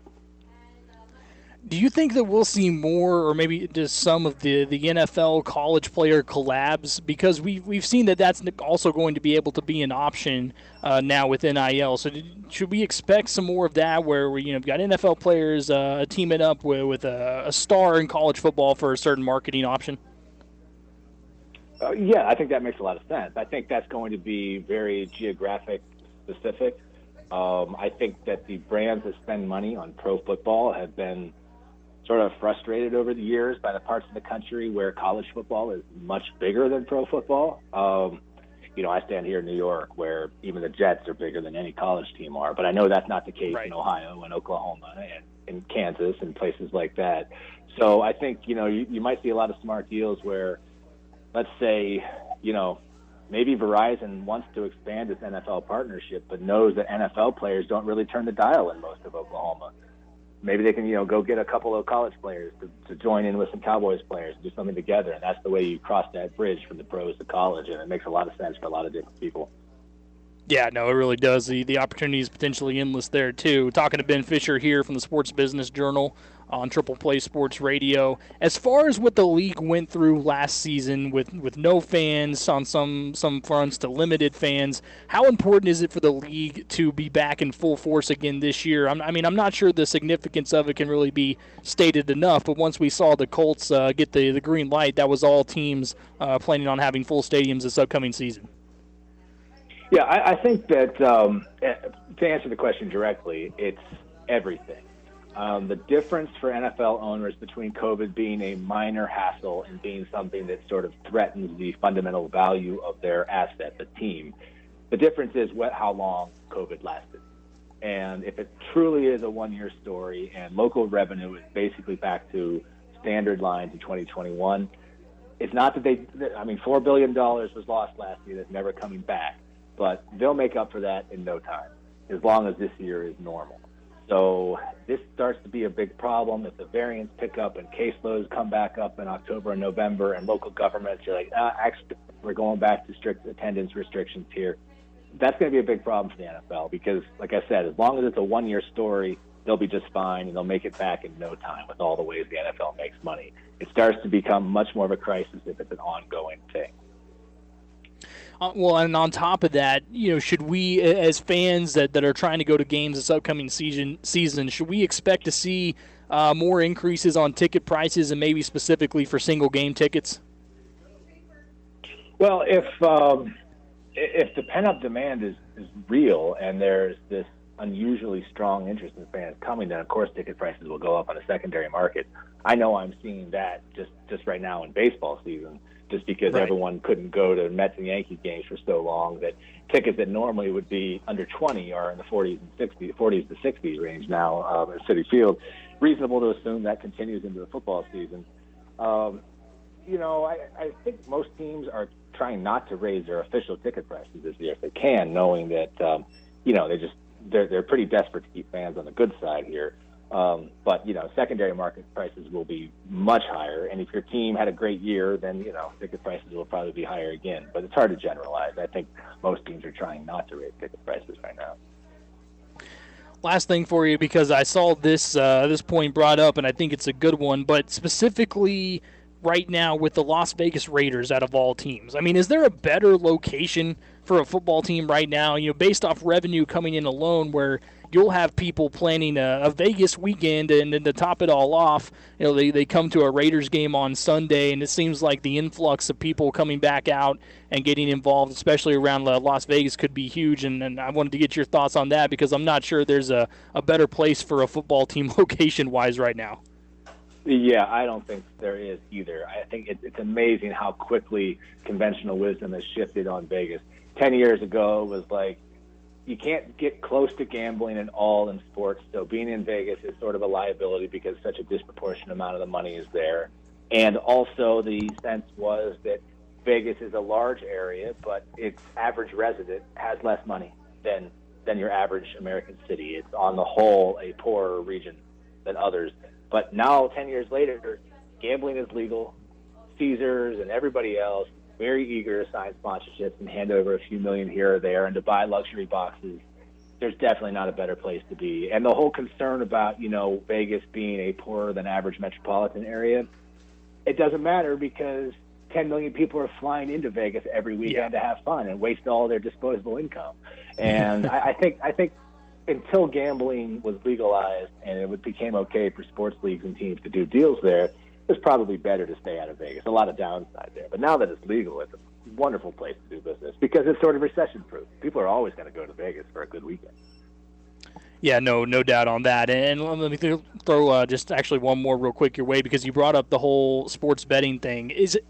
Can you kind of ballpark when you personally believe like this is going to be mostly like a nationwide acceptance where you can go to any state in the entire country, go to a sports book and place your bet? I mean, when is that going to eventually become a part of everything? Because clearly in the states that it is legal, it's a huge deal. People are all over it. The sponsorships are unbelievable. So when do you think we're going to move closer to that being a more widely accepted form of gambling around the country? Let's see. Okay, so it's summer of 2021. We are at or approaching a moment at which a majority of the United States population lives in a state where sports gambling is legal in one format or another. I'd say that, once that happens, these things that have to happen state by state tend to accelerate. They sort of hit the tipping point where the reasons not to do it become less credible. I'd say let's say by the 2024 NFL season, I think we're going to be in a spot where gambling is basically legal nationwide. Not easy to get there. Some big states are some of the slowest movers on this, between California, Texas, and Florida. So, I won't guarantee it, but that seems like a reasonable expectation. 3 more years for these legislatures to work things out, and then we're off to the races. Yeah, no, I like that prediction too. I hope you're correct. It's definitely one of those things that's sweeping sports, and especially the NFL. And that's Ben Fisher from the Sports Business Journal. Ben, thanks so much as always for your time, man, and we'll talk soon. Anytime. All right, that's you can follow him on Twitter again, Ben Fisher SBJ. That's Ben Fisher SBJ on Twitter. Does a great job covering the NFL and much more when it comes to sports business for the Sports Business Journal. When we come back here on the Robert Allen and Friends show, we'll take a look at a little bit of breaking news involving the Olympics. We'll dive into that. In hour number 3, we'll get into 3 big headlines. We'll have another guest coming up in that noon hour as well. So stay tuned. This is the Robert Allen and Friends show on the Triple Play Sports Radio Network.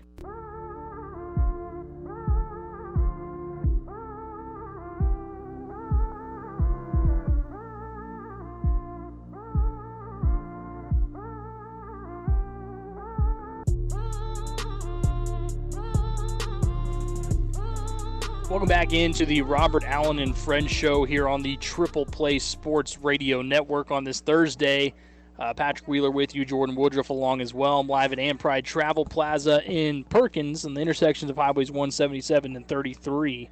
And we are getting closer to noon, which means lunchtime, and a lot of people have already come in and are taking advantage of this delicious and fresh deli. They have over 3 dozen items that are on their menu.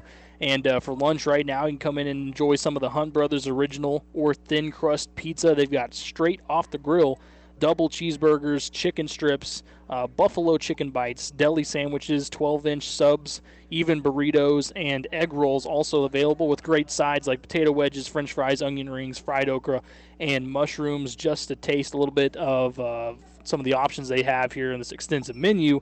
And then, of course, you can also come in, get some ice-cold drinks. They have this brand-new walk-in beer cooler over here, which is unbelievable. The Beer Cave, taking advantage and walked around that a little bit while I've been here, and it is, just awesome. You come in here and you're going to find what you want in that Beer Cave for sure.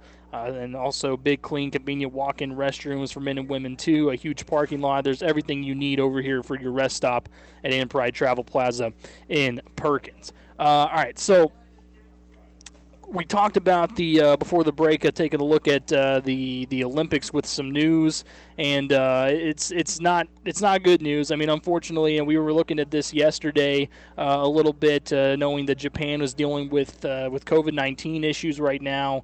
And now we do know that spectators will not be allowed into Tokyo Olympic venues for the Olympics coming up.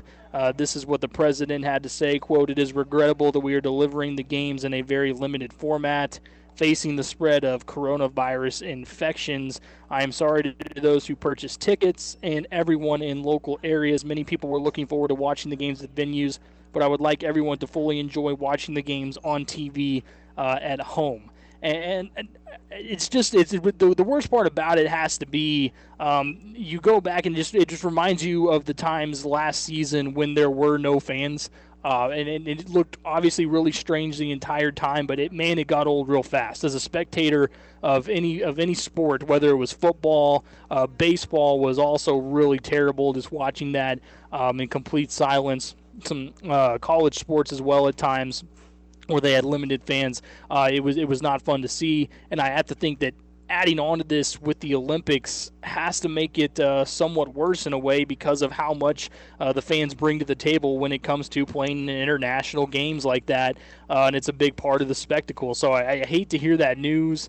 Jordan, I had said this earlier to you. I would love the opportunity for the Olympics to have been moved prior to this. I mean, if there were any thoughts and indications that this was down the road, and I don't know how much intelligence they had on this, if this spike has been happening for a while now, but if it had been moved, I think we would have been able to, especially if you had pulled something off in the United States or something like that, where travel is also a bit easier. Maybe it could have happened and could have worked out, and certainly it's going to be weird to see, kind of like you mentioned there in the story to me off the air too, fans at different places or different venues being able to come in and pack out sports places, sports venues and stadiums and arenas, but not being able to do so at the Olympics. That's going to look pretty strange. Yeah, it's a weird deal overall. I mean, naturally, Japan didn't want to do this. Their prime minister's hands being forced based on the rising cases in specifically the Tokyo area, which is where naturally the brunt of the Olympic Games and the ceremonies and everything will take place. I find it interesting. You talk about changing it. Here's the thing with the Olympics. It is a bid that's made, at least 8 years in advance, maybe even farther in advance. So, some people I've heard them say, hey, let's move it in 2 weeks. You cannot do that. So I think what Japan's trying to do, I think they do want to keep the athletes' safety as a main priority, and also people traveling. And here's the thing. You could have a major event where if you have people from all over the world coming to one area and then breaking off, well, how many maybe underdeveloped countries all of a sudden have this variant that don't have the access to the vaccines and don't have the access to quality health care because they're in the Olympics too? And maybe some of those people would like to travel, and maybe they're better off because they're able to travel, but they're going back to an area that maybe isn't quite as well off. So I think Japan's hand was just kind of forced. They're trying to be as safe as they can. I mean, I would have loved to have said, hey, last year we can't do it, let's move it somewhere else, because I think you could get something done in a year for the most part. But who's saying if you moved it somewhere that place isn't going to have problems, or that place isn't going to hide something and then it's going to be worse than what it is? So it is a tough situation. It's going to be weird. And I think of as American pride. I mean, it's so cool. You think about sports that the Americans are really good at. Women's gymnastics, which most people don't care about, but every 4 years. But when you see an arena packed out and they all got their American flags and they're all screaming at the top of their lungs because Simone Biles just did something that's never been done before in the Olympics, that's special for the fans, it's special for the athletes, it's special for the fans at home. That is going to be taken away now. And I think about it from an American standpoint. Think about all the other countries in the world that have the same thing, that, we think about it, well, Americans are the ones that travel the best. Well, there's a lot of other countries that travel good. We may not be watching the sports they travel with. Turkey and, Russia with wrestling, for instance. We have a good wrestling contingent, but they have, that's some of their biggest sports as far as, their national sports. Theirs are bigger than anything else. So I'm going to hate to see that from the ceremony, and that's the next thing. How are they going to do the ceremony? If you don't have fans there, are you going to do a ceremony, which that's kind of one of the biggest attractions, right? The opening and closing ceremonies, the opening ceremony specifically. What are you going to do there? I mean, if you're worried about COVID and everything, do you want to gather all those athletes together like that? at that time. So do we even have an opening ceremony, or is the opening ceremony relegated to maybe just NBC here doing interviews with athletes throughout where they can be, a little bit safer? I don't worry about the athletes because I think for the most part the athletes are healthy and good condition. Not saying they couldn't get it if they weren't vaccinated and something could happen, but I think for the most part we're seeing that's the case. But fans, a little bit different story, and where you can control the athlete portion of it and say, hey, here's what we're going to do here and there. You have that. You can't control the fans for the most part when they come to the city. So, yeah, it's unfortunate, but I felt like Japan's hand was forced in this, and it's just really unfortunate timing. I wish they had the Olympics last month. It would have been a little bit better off if they'd have done that. They were saying that they were planning on packing out that national stadium, which is worth $1.4 billion. I mean, obviously, it's a huge spectacle.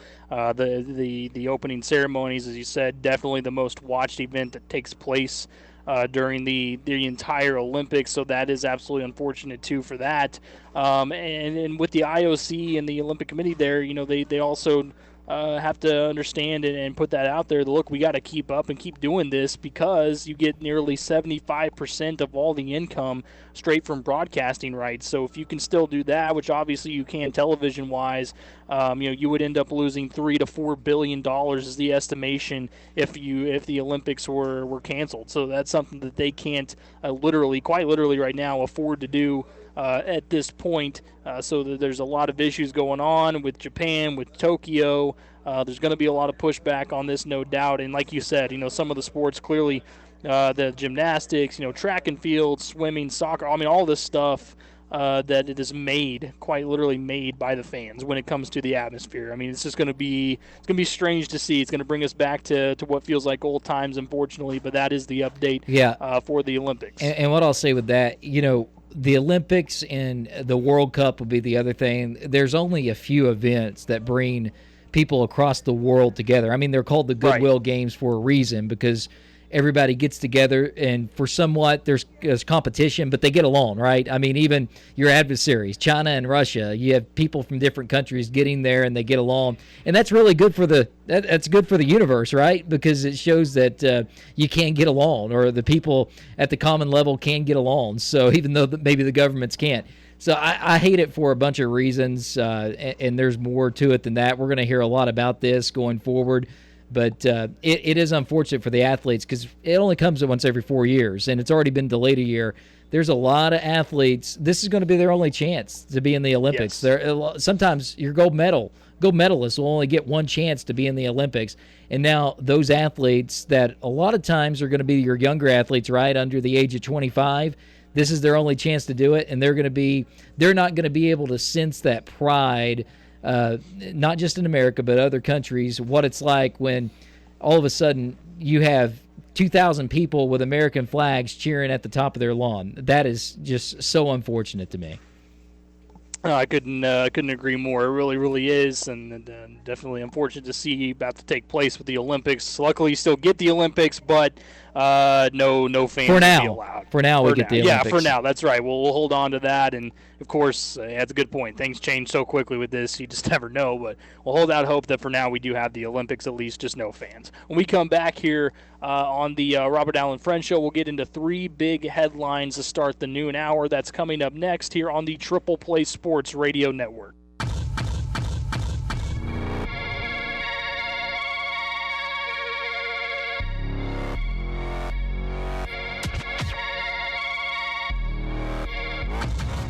Whoa. Staring as I go, I gave until my soul hurt, and never told them so. They're watching as I fall, somewhere down below. Maybe I'm just falling to get somewhere they want, to get somewhere they want. Welcome back into the Robert Allen and Friends Show here on the Triple Play Sports Radio Network. Happy Thursday to everybody out there. Patrick Wheeler here with you. Jordan Woodruff is along as well. Live at Pride Travel Plaza. Intersections of Highways 177 and 33 West over here in Perkins. Favorite ice-cold beers and a good selection of wines available for you here. That huge parking lot, big enough for your motorhomes, 18-wheelers, lifestyle haulers. If you're on the vacation road trip and you want to stop by, this is the perfect place to do so. Also, 24-hour pay at the pump. Cinex top-tier gasoline is available too, so you will be gassed up and ready to go. And then while you're here, you can never forget the delicious and fresh deli that is also available. Over 3 dozen items right now on the menu, including Hunt Brothers Original or Thin Crust Pizza. Straight off the grill, double cheeseburgers, chicken strips, buffalo chicken bites, deli sandwiches, 12-inch subs, burritos, and egg rolls too. Great sides like potato wedges, french fries, onion rings, fried okra, and mushrooms. The special today was the haystack. I think they still got a couple available right now, but they are selling real quickly, so make sure you come in and take advantage. A lot of people in right now checking out all the great things that are available and offered here at Ampride Travel Plaza in Perkins, intersections of highways 177 and 33.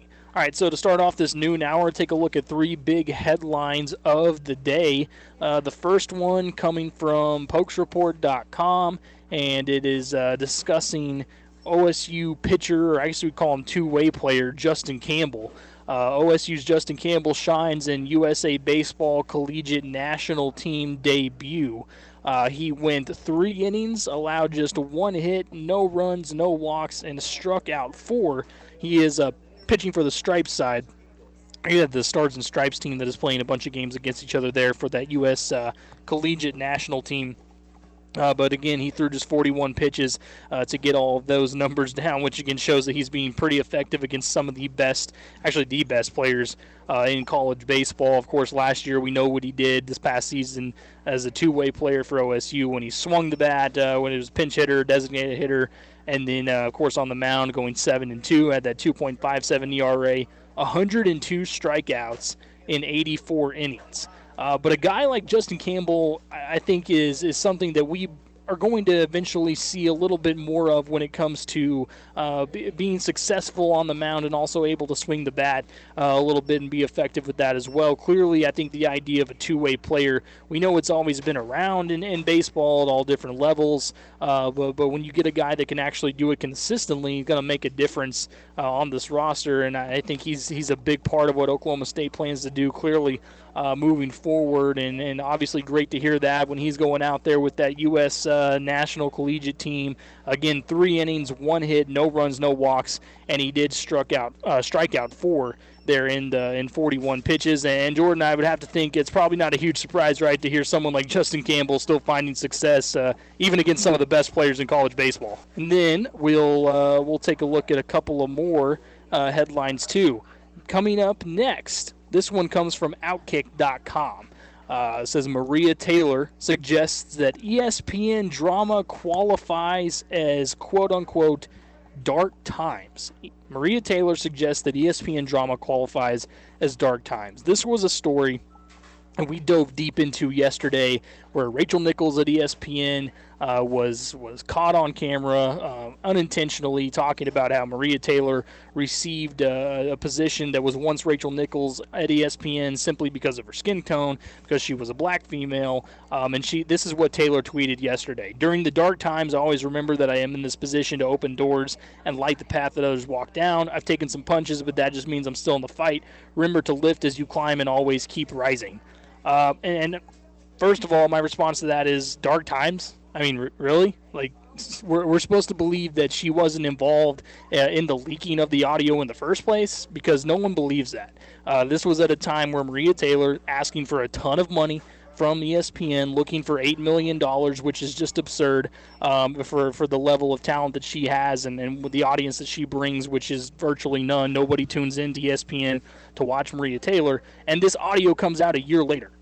Whoever had it has been sitting on it for quite literally over a year and dumping it out at this time, and we're not supposed to believe there's any suspicious involvement in that. I don't think so.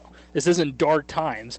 This is coordinated. This is calibrated by Taylor and her team to release this to out Rachel Nichols, who in a way has already had that happen to her. She's lost multiple jobs now already at ESPN.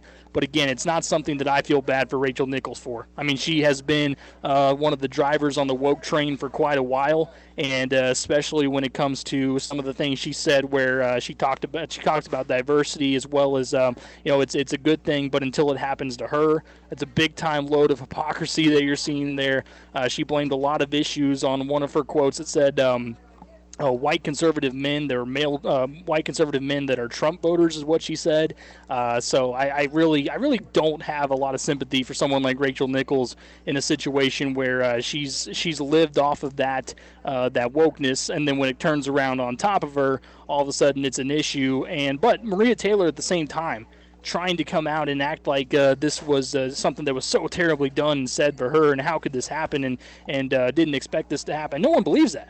I mean, this was 100% calculated move by Maria Taylor, and I think right now you've got the higher-ups and the powers that be at ESPN thinking to themselves, how in the world do we find a way to keep, first of all, everybody happy in this situation? I think it's impossible to do. But then on top of it, how do we end up paying Maria Taylor what we want to pay to keep her around and make it look like we actually care about what's going on here? Maria Taylor, plain and simple, is not a martyr. She tries to be. She's been that way for a long time, tried to play herself as the victim. She actually quite literally said that she doesn't want to be a victim, but that she feels victimized. I mean, are you serious? That's a big contradiction in one sentence there.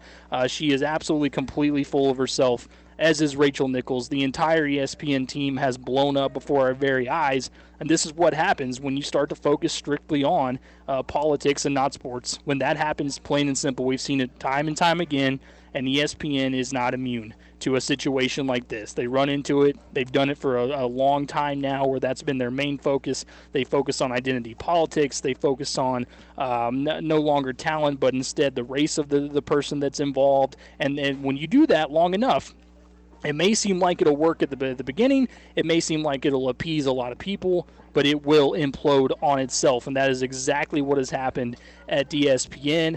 I, for one, think it's far past time, because this is something that has been brewing, like I said, for quite a while. Maria Taylor, not a martyr. Rachel Nichols, don't feel bad for her. But for Maria Taylor to say that this qualifies as dark times, no, it doesn't. It doesn't qualify as dark times at all. This was a calculated move, and most likely ESPN will end up coughing up way too much money to Maria Taylor, which, again, was her entire goal this whole time. This other story also comes from Outkick, and this one I think is pretty wild, because if you think about it last year with the Dallas Cowboys, you think about what happened with Dak Prescott. This headline says, Cowboys quarterback Prescott says he tried to reset his injured ankle by himself. If anyone saw Dak Prescott's ankle injury last year, it was one of the most gruesome injuries I've ever seen in all sports. Was watching that game live, believe it or not, and as soon as it happened, Dak rolls over, the ankle just kind of flops back over, and from a television side of things, from us viewing it, you could tell clearly that thing was just hanging on to his leg. As gruesome as it sounds, but it's true. And it sidelined him for those 11 games last year. So this was what he said about it, quote, I thought my ankle was just rolled, and as I grabbed it and did that, I was like, I need to get off the field. I was trying to set it back myself. I was trying to hit it into the ground, which is exactly what he was doing. Whenever it happened live on the field, he leans over, grabs his ankle, and you could tell he was his first reaction was to try to hit it on the ground and just reset it. He thought it had rolled and he was good to go. And I think there's a couple things there when that's your first thing that pops in your head. One, are you okay, Dak? I mean, what kind of the first thought is, hey, no, I'm good. Let me just bounce this back in. I'll be ready to go. Like, are you serious? That was his first thought. And then the second one is, whenever he sees that, just the idea of, hey, this is a situation where regardless of the pain I'm in, it doesn't mean I'm out. So there's a lot of toughness involved, but also a lot of questions like, man, he really thought he was about to bounce that thing back into place. When I saw him kind of hitting it on the ground live, I thought, what is he doing? He's going to try to injure himself even further, and this will require a lot more time off than he thinks. But it was one of the worst compound fractures and dislocations I think I've ever seen in all of sports. It required 2 surgeries. The good news for him and for anybody that's a Cowboys fan is he is expected to be ready to go for training camp when it rolls around here. He also continued on. This is when he was talking with Sage Steele at ESPN. He said, I was trying to get off the field. I knew it wasn't straight, so I wanted to do that so I could get up. And when I couldn't, that's when I just waved to the sideline. I can't do this myself. They came over, they put it back in place, and that was a huge relief. You can imagine the pain it was in when it gets reset. I just remember over and over just saying, thank God. And then obviously the comeback for this is something that a lot of people had, wondered, will this affect what Dak Prescott gets paid in the offseason? And obviously it didn't. He ends up signing that 4-year, $160 million deal with the Dallas Cowboys to stick around. A lot of people were excited about that, but still one of the worst and most gruesome injuries I've ever personally watched. To see it happen live, you could tell immediately from a television standpoint something was wrong. The fact that Dak thought it was just a rolled ankle makes me wonder how much shock he actually was in when that happened. He was trying to run the football, and everyone remembers too, back then when he was rocking and rolling at that time, he was on a streak where it was like an automatic 500 yards passing game for a guy like Dak Prescott. He was kind of on a roll a little bit. The biggest problem was the Cowboys' defense. They couldn't stop anybody, so in a way, he was basically forced to throw for 500-plus yards a single game to just keep Dallas involved on the offensive side. And what was crazy about that later on, it seemed like the very next game that Dak Prescott was out, you could just tell the entire Cowboys franchise was completely deflated. They knew they had Andy Dalton as insurance for a reason, but did they really think he was going to pan out? And obviously he didn't. And they had a lot of weapons too. Wide receivers were almost as good as anybody's. You had Ezekiel Elliott, but he just kind of checked out mentally, which is something we've seen before too. He thought to himself, my guy Dak's not going to be involved, and guess what? I'm also not going to be involved. So as soon as Cowboys fans saw that, and especially to make it all worse, in an NFC East division that was so winnable. I mean, that division was just laughably terrible last year, and it was for the taking for the Cowboys. There was no reason other than their defense. Still, they should have found a way to squeeze it out and win that division last season. Unfortunately for them, wasn't the case. And will it be this year is going to be the big question. But, man, I'm telling you, I've looked back and I've thought about that multiple times when it comes to different injuries for football players, and you think about a lot of different ones that you've maybe seen with a guy breaking his leg or something like that. But to see it happen to a guy like Dak Prescott in such a way where, as well as, you zoom in on the face and he's got the tears coming down. He's clearly devastated. He finally, once he realized after he tried to hit it back and reset it on the ground that he was done for the year, you could tell it just took everything out of him. And I don't remember a time as well where I felt more terrible for a player like that. I've obviously been plenty critical of Dak Prescott throughout his career, and I'm sure, most of it's really been warranted if you look at what he's done and some of the hype he's gotten. But nobody wants to see an injury like that, especially to a quarterback at any level, especially in the pro level where a guy was rolling, at least statistics-wise, like Dak Prescott was. So you hope for a bounce-back year, and I really do think he's big time in line for comeback player of the year. If he can stay healthy, I'm not sure that's going to be, even up for discussion for a lot of different people. But that was one of the craziest, nastiest, most gruesome injuries I think I've ever seen. Jordan, have you, as far as sports injuries that you've watched and that you've seen, either happen live or on replay, is there any that makes you think, and that was worse than what you saw with Dak Prescott? Because of everything that was involved, him rolling it over, kind of flopping to the side, and him finally realizing, man, this thing is not right. I mean, have you ever seen anything worse than that on a football field or anywhere else? There's two that come to mind that I can think of. Paul Pierce, when they were getting ready for the Olympics, or was it Paul Pierce? I think it was, yeah. Where he come down on his knee. We were actually in line to watch the first Guardians of the Galaxy movie in Oklahoma City, and that happened. They had it on TV, and it was, everybody, naturally, the Thunder, everybody's following the NBA, and you had Thunder guys on that roster at that time getting ready for the Olympics or USA basketball, and it just, got quiet. Everybody's, excited for that, and then they watch that, and it's like, well, they're not going to show the replay, and let's do this, let's do that. And then I'm trying to remember, I want to say it was last name was Wade. It wasn't like Dwayne Wade or anything, but it was Louisville basketball in the Final Four. Yes. Kevin Ware Jr. Kevin Ware Jr.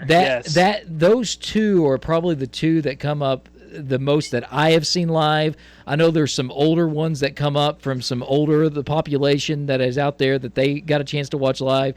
But yeah, football field, Dak was just about the worst. And I've seen stuff that's been bad, but it turned out like a hard hit to the head or something, but it wasn't nearly as bad later on. Dak's was bad, and it's like, no, the leg's horrible. I mean, right away you knew that. But the two basketball injuries, Ware and Pierce, those come up right away. Yeah, Kevin Ware was the other one I was going to mention too. Remember watching that one? It's one of those where you remember where exactly you were. I don't know why, I couldn't tell you why, but I remember being at my great-grandmother's house. We had the game on for whatever reason we were there, and we were watching it, and my dad and I looked over at each other and said, Kevin Ware, his leg just blew up. Like, you could see, it was disgusting. You could see the bone. I mean, it was just, it was one of the worst things that I've ever seen, too. So that one is right up there for me. With Dak, but just the pure, emotion that he showed, clearly understanding that the season was over. The Cowboys had still a lot of promise at that time in the season, like they were going to have their challenges, but you knew too, at losing a guy like Dak, there's not a lot of other teams that I can think of when you lose your starter like that are just going to be 100% completely done. But as far as what he meant to the franchise, that was it. Like the second he went down, the franchise was just like, well, there goes the season. I mean, quite literally, that's what they thought right there. And I got my Pauls mixed up. It was Paul George that had the injury. Right. Yes, it was Paul. It was. I tell you one on an Oklahoma State flavor, and Patrick, you wouldn't remember this. I got Marshall hanging around in here with me. He may remember this too. He didn't get hurt ultimately, but there was Dez Bryant. Oklahoma State went to Missouri with Dez Bryant, and Missouri I think was number 3 in the nation. They were a top 5 team. Oklahoma State beat them in that year. But they had a couple of cheap shots where he was going down the middle of the field, and their safety and I mean come right up, and I just waylaid, and you kind of gasped watching it on TV, thinking there's no way he's going to get up. And it didn't just happen once; it happened a couple of times. And a lot of Cowboy fans will remember that and how dirty that was that they were doing that. And that was kind of before the targeting become a big thing where you're going to be thrown out immediately when you hit somebody in the head. But if you ever get a chance and you want to see something to just make you gasp, watch those couple of hits that they had on Dez Bryant, and you'll be like, wow, that was unbelievable. He didn't get hurt ultimately, but that's one of those where you thought there's no way he's getting up from that, and he did. Yeah, those are some other ones for sure that will bring a wide-eyed look when you see them. Those hits in football, especially, and you always worry about the head, you always worry about the ankle exposure like that, like with Dak, for instance. But yeah, that made me think, man, some of the craziest injuries you've seen, he's got to be near the top for sure. And kind of sticking with that, our next guest will have plenty to say about him because we'll be talking to RJ Choppy, who has joined me before, and he's the co-host of Shannon RJ, which show over there at 105.3 The Fan in the Dallas-Fort Worth area. I'm sure they've had plenty to talk about the Cowboys, and we'll get his thoughts on Dallas and much more upcoming for the season when we come back here on the Robert Allen and Friends Show. You're listening to the Triple Play Sports Radio Network.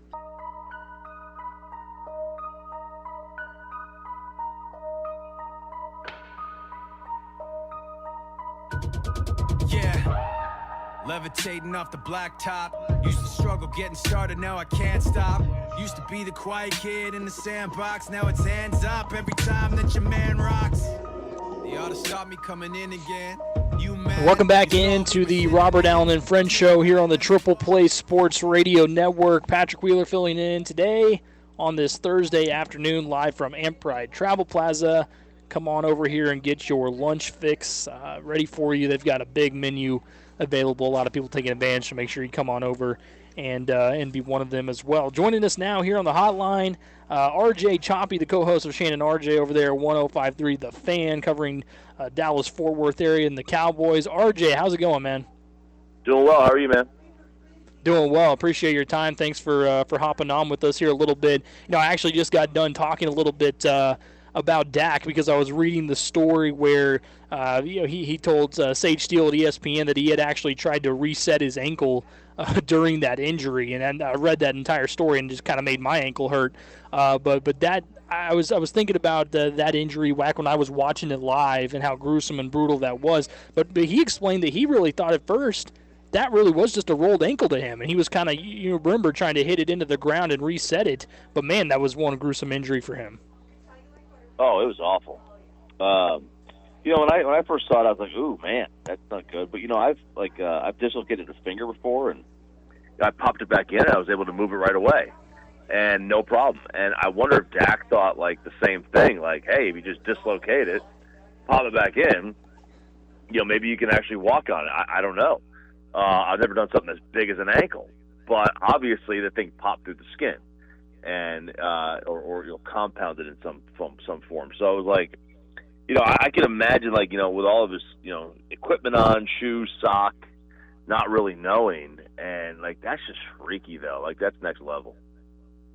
Yeah, it really was, and I have to think too that there's always a lot of concern for those types of injuries that's kind of been elevated by Alex Smith in particular when he had his leg injury, but then the infection that followed. I'm sure there had to have been some worry with that too, and that was kind of one of my first thoughts when I saw it happen was, you feel terrible for Dak. Obviously, he's playing his tail off, doing his best to keep that team alive with the defense as bad as it was. The offense was rolling a little bit, but when I thought of that, I was like, man, I hope that's immediately fixed and immediately taken care of, because the last thing anyone wants to see is another Alex Smith situation where he was out for an extended period of time, especially the Cowboys when they weren't sure what they would end up doing at quarterback. No, it was a tough situation for the Cowboys to be in and not know what they're going to be doing at quarterback. But also, like the Alex Smith thing that you bring up,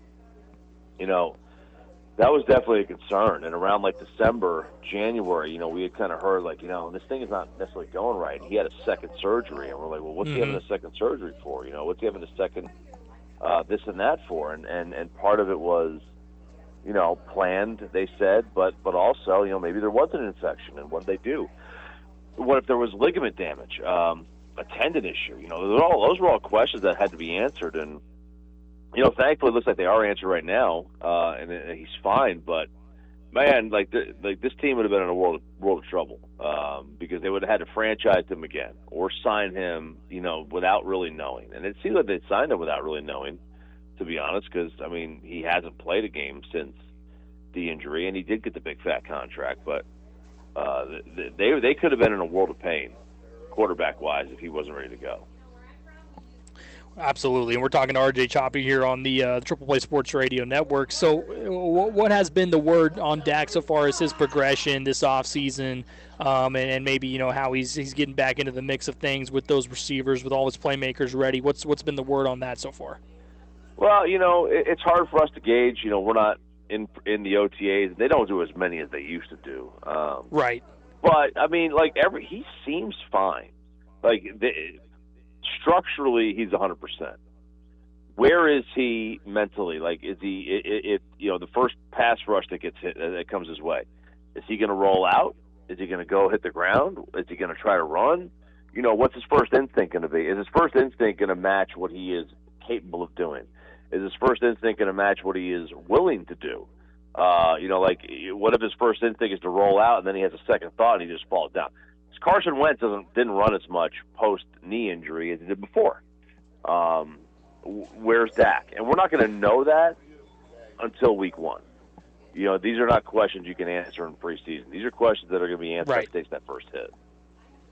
Yeah, that's for sure as well. And, you and I remember had talked about at one point before all of this about the contract details and things that maybe will happen. Was he going to get paid? Was there ever really any doubt in the Dallas area for a lot of people that he wouldn't get paid by the Cowboys? Even with the injury, maybe that added to it. But was there ever any real doubt that Dak would not be returning to Dallas? Not really. I'm sure there were some, and in fact, I know there were some that were like, the Cowboys shouldn't sign him. That they should move on, they should trade him, they should do whatever. But I don't think many people thought that he was going to leave on his own. Outside of the Cowboys tagging him again and letting him get to unrestricted free agency, did anybody really think there was a real chance that he was gone. If they tagged him again, I thought if they had tagged him again that he was going to go. Only because the Cowboys were not going to pay him what he was owed. Like, because at that point, it would have been $50-something million from this Cowboy team is what they would have owed him. But this offseason, nobody thought he was going to go anywhere else. Did the deal ultimately, did it make sense for you based on years-wise? We know he was hovering around those 4 years is kind of what the word was, and then $160 million. Did that money, did those details that came out of it, did you like that ultimately as far as what the Cowboys did for him? I did. I looked at it like, that's just the going rate for doing business in the quarterback market. It's $40 million now. And whether or not he is as good as Patrick Mahomes doesn't matter. The way the NFL quarterback contracts works is the next guy up gets the big deal. That's just the way it is. And I understand a lot of people don't like that. But the next team that's going to pay their guy, like I guess it's going to be, Baltimore or Buffalo or Cleveland, they're going to fall in the same trap. And they're going to pay Josh Allen and Lamar Jackson and Baker Mayfield, and they're just going to pay them more. And certainly Baker doesn't deserve it, but he's going to get it. And, you can argue, does Josh deserve it? Does Lamar deserve it? Yeah, and they're going to get it. And that's just the way it's going to be. If Dak stays healthy for this full season, is he the comeback player of the year in 2021? Oh, yeah, I think so. I think Dak's the comeback. I mean, we know how this works. I mean, Alex Smith won it. Yeah. Basically, if you get the top, if you have the big injury, the wicked injury, you're going to get that. That's just the way it's going to wind up being.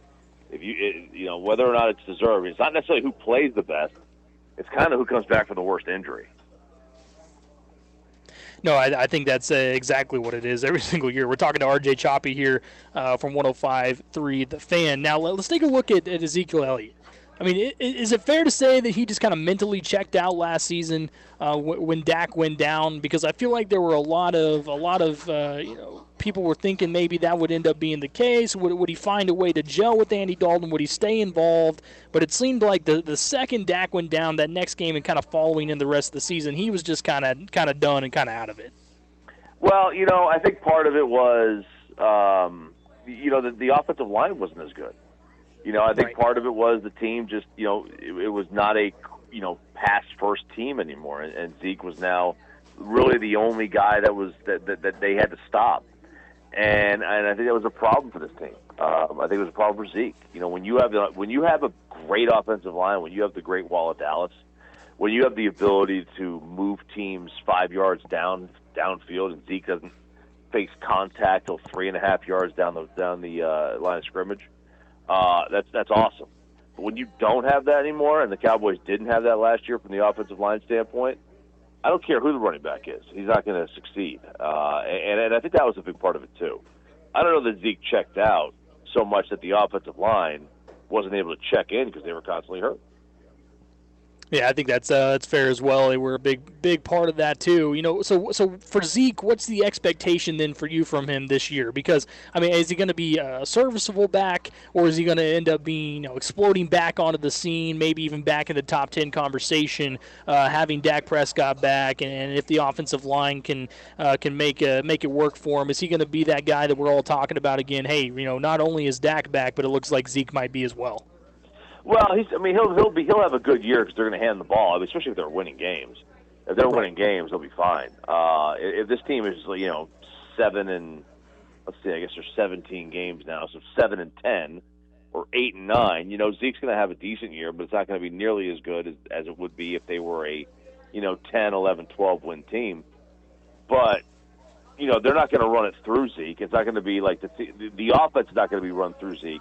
It's going to be run through Dak. So he's going to get his, but how much of that? It's not going to be like it was in 2016. Yeah, that was obviously a little unbelievable there. But as there's a lot of local interest, in the Stillwater area on former OSU player Blake Jarwin now with the Cowboys, and I hated to see him, deal with that injury last year, especially so early. But how much of a contributor do you think he will be to this team this season at that tight end spot? Oh, I think it'll be pretty good. I think it'll be a good contribution from him. He's a good player. And, last year it really stunk to see him get hurt and not make it. I mean, it really did. Now, granted, Dalton Schultz played well.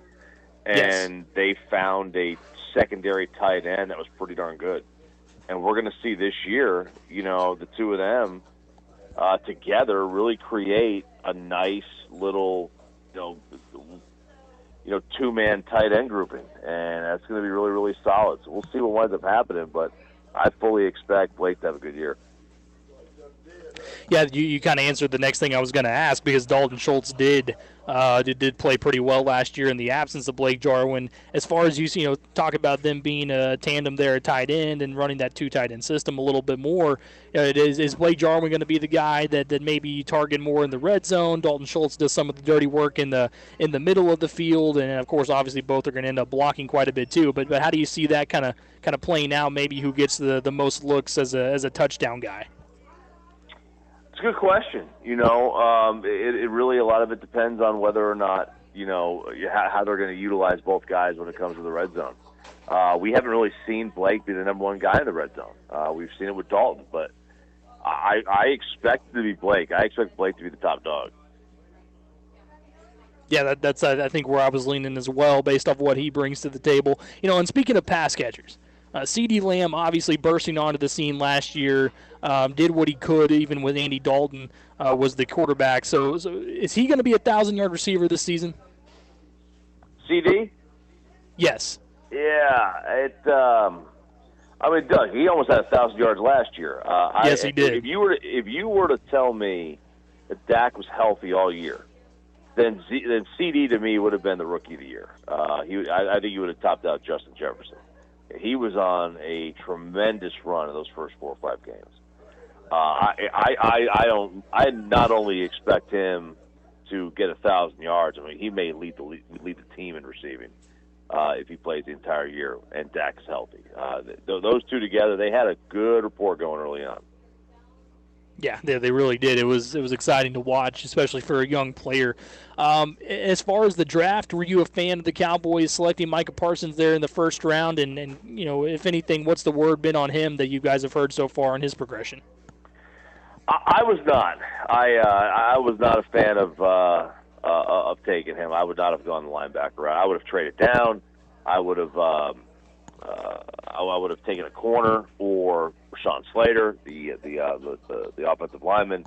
I would not have gone linebacker. This team has invested way too much into the linebacking core over the last couple of years. I mean, you've got first-round picks, you've got money, you've got second-round picks. I mean, to me, that's way too much into a position that's kind of faded. So I would not have gone down that road. But he has played well, from what I've heard. He has, his coverage is still a question mark, but the guy is the most athletic person on the defense. And he is all over the field. So we'll see what he wants to bring him. The Cowboys, obviously, not just with him, but win defense, and then some more defense later in the draft. How did you grade their overall draft as a whole when it was all said and done? Well, if you were to just look at the draft of the players they got as a whole, I thought it was pretty good. I liked Jabril Cox and Joseph.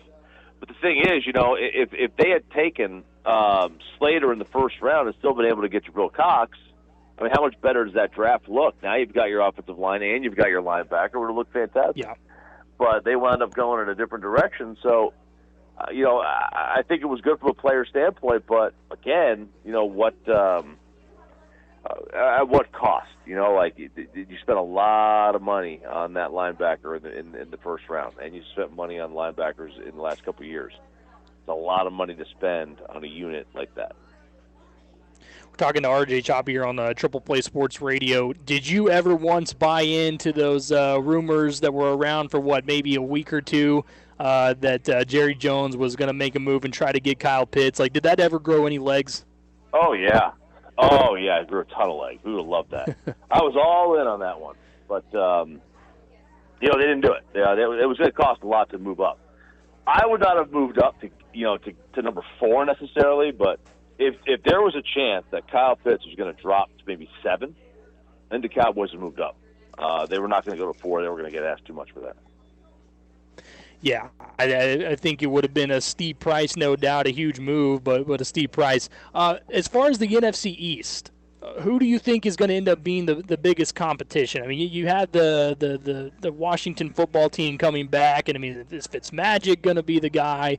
The Giants seem like they had a pretty good offseason overall, maybe do or die time for Daniel Jones. The Eagles, who knows what you're going to get with Jalen Hurts? They could be potentially really bad once again, and then the Cowboys. So who do you think is going to be the biggest competition there in that division? I would assume Washington. Their quarterback play is not as good as the Cowboys are, but their roster is really, really solid. I would assume it's Washington. I don't see a way that the Giants and the Eagles can compete. I just don't see how they can do it. Washington, though, I mean, I could see how Washington wins the division. It would surprise me. I think it would be less likely than not, but I can see how it's done. And then kind of on top of that, I mean, do you think we'll see somewhat of the play that we saw last year as far as that entire division? I mean, obviously it became somewhat of a joke to look over the NFC East and know that a team was going to try to, eventually make the playoffs, potentially with a sub-500 record. That was like the joke of the year in the National Football League. So do you expect more of that this season from all these teams, or should this be, at least on paper, if Dak stays healthy, somewhat of a slam dunk for the Cowboys to potentially run away and win this division? If he stays healthy and they don't make the playoffs, Mike McCarthy's not going to be the coach. Yeah. The Cowboys don't have to have a winning record, but they're going to have to win this division. And I expect, if Dak plays all the games, I expect them to be 9-8, 10-7. I mean, like, it would not stun me if Washington wins the division, but that means that they have a great year. Like, I'm talking about 11, 12 wins, and I just don't see that happening. But yeah, this is if Dak's healthy, this is a division that they kind of have to win. Last thing for you here, and I've thrown this question out to all my football guys. I like to see their takes on it. But what's your take on the Aaron Rodgers drama going on? We seems like every single day we find out, just a little bit more. Whether is he leaning towards staying? Is he going to go? He said this. He didn't say that. I mean, where are you with Aaron Rodgers, and is he going to be a Packer starting the season? I do think he is going to be he is going to be the starter there. I don't think he leaves. I know he wants to, but I don't know where his leverage is. And I know leverage is kind of a relative thing nowadays, but I just don't see it. I don't see Aaron Rodgers being able to talk his way out of Green Bay. If he was going to get out of there, they would have traded him before the draft. You can't trade him now, because if you do, the draft pick you're going to get is going to be in the 20s.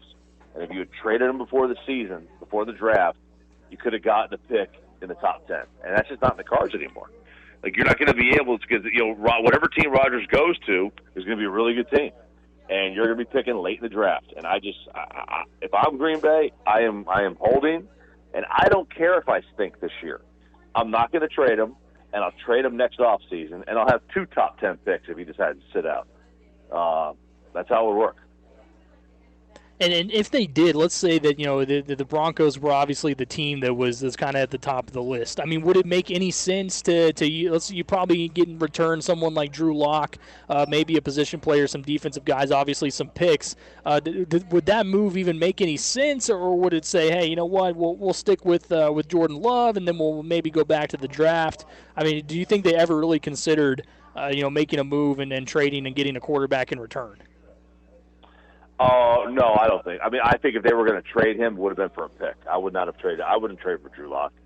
Drew Lock is what he is, and that's not a very good quarterback. We've seen enough of him to know. I mean, if I'm trading him for a top 10 pick, somewhere maybe in the top 5 if I can get one, and I'm going to find my quarterback in the draft. I'm not worried about, Drew Lock. Jordan Love may be fine. We don't know. We don't know anything about Jordan Love. He may be good, but yeah, I'm not going to make a move for Drew Lock. Yeah, no, I'm with you on that, too. It probably would make a lot of sense down the road. That's RJ Choppy. RJ, thanks so much for taking some time out, as always. Appreciate it. And I'm sure we'll talk to you again when the season comes around and gets a little closer. Thanks, man. Sounds good, man. Be good. All right, that's RJ Choppy. You can follow him on Twitter at RJ Choppy, the co-host there of Shane and RJ at 105.3. The Fan covers the Dallas-Fort Worth area, the Cowboys, and all that good stuff. I know they're off-season. I actually forgot to ask him. But the Cowboys are going to be involved in Hard Knocks as well. coming up here this season. So that's going to be a lot of interest involved there, I'm sure, for people that are fans of Dallas and what they could learn that went down this offseason. So that'll be good stuff there, too, but appreciate him. When we come back here on the Robert Allen and Friends Show, we'll wrap it all up. We'll tell you one thing that we learned today as we went on throughout the show. Coming up next year, this is the Triple Play Sports Radio Network. Feel like I'm gonna puke, cause my taxes are due. Do my password begin with a 1 or a 2? Been a hell of a ride, but I'm thinking it's time to grow.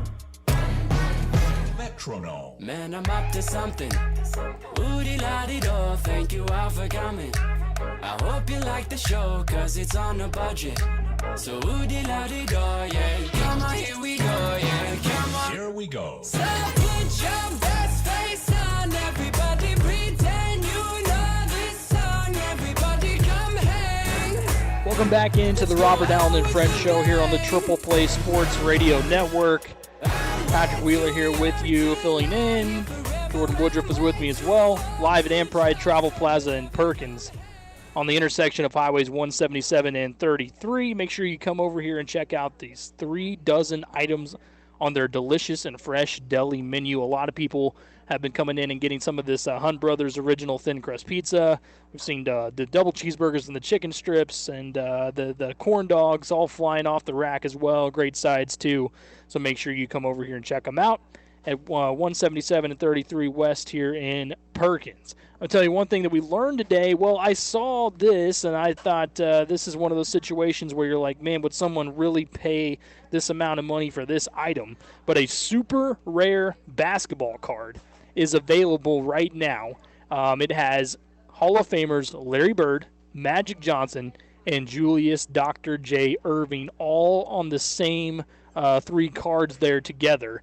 And right now, this is the number that some people are saying could this card could end up bringing in $500,000. It could net over $500,000 for this card. It's a 1980-1981 top scoring leader card that obviously has the Celtics, 76ers, and Lakers there. And it is on the block at SCP Auctions right now. And it was graded as a perfect 10, which is also known as mint condition. One of 24 copies known to exist in the entire world. And so far, the starting bid price was $150,000. That was just the starting bid, $150,000. The highest bid right now is $354,000. So you could see why some people think that this could go up over $500,000 for this card alone before it's all said and done. I love the idea of sports cards, baseball, basketball, football, and all that. I just don't. I can never imagine spending that much money on a card. That's a ton of money. Jordan, are you surprised to see that? I mean, $500,000 for 3 basketball legends. Would you ever even think that would be something that somebody would actually pay to have that in their collection? Yeah, I would, and the reason being is because have you seen some of the stuff that gets sold that people add to their collection? Memorabilia-wise, yeah. I mean, like sure. Russell Crowe's jockstrap from Gladiator brought $75,000. So, I mean, come on. I mean, there's people willing to pay to get stuff like that for sure. So, not me, but if you have that much money to burn, why not, right? Whew, yeah, I guess so. That's that'd be one of those situations where, yeah, if you happen to have $500,000 laying around just for recreational use, why not jump on and grab that 3-headed monster in the card there for sure? That would be wild. So that's definitely what I learned today coming through the show, and it's been a good one. We were loaded up with guests today. I got to appreciate all of them and try to think of all as I can remember here. Ben Lindsay obviously joining me for Pro Football Focus. Trey Cobb had a lot of great things to say as he's down there. He's in Scranton, Pennsylvania right now on the road with the Mets and their AAA organization. I really believe there will be some point this season coming up after the All-Star break. We're going to hear about Trey Cobb making the leap to the major leagues there with the Mets. So we'll obviously stay tuned on that, but I got to thank him for giving me some time as well. Ben Fisher from the Sports Business Journal hopping on too and diving into a lot of different things. And then recently there, RJ Choppy who from 103.5 The Fan, who jumped in and had a lot to say about the Dallas Cowboys upcoming this season. So a lot of great guests today. Thanks to Jordan Woodruff there back in the studio for helping out as always and being a part of the show. And Pride Travel Plaza. Don't forget to come back over here and check them out.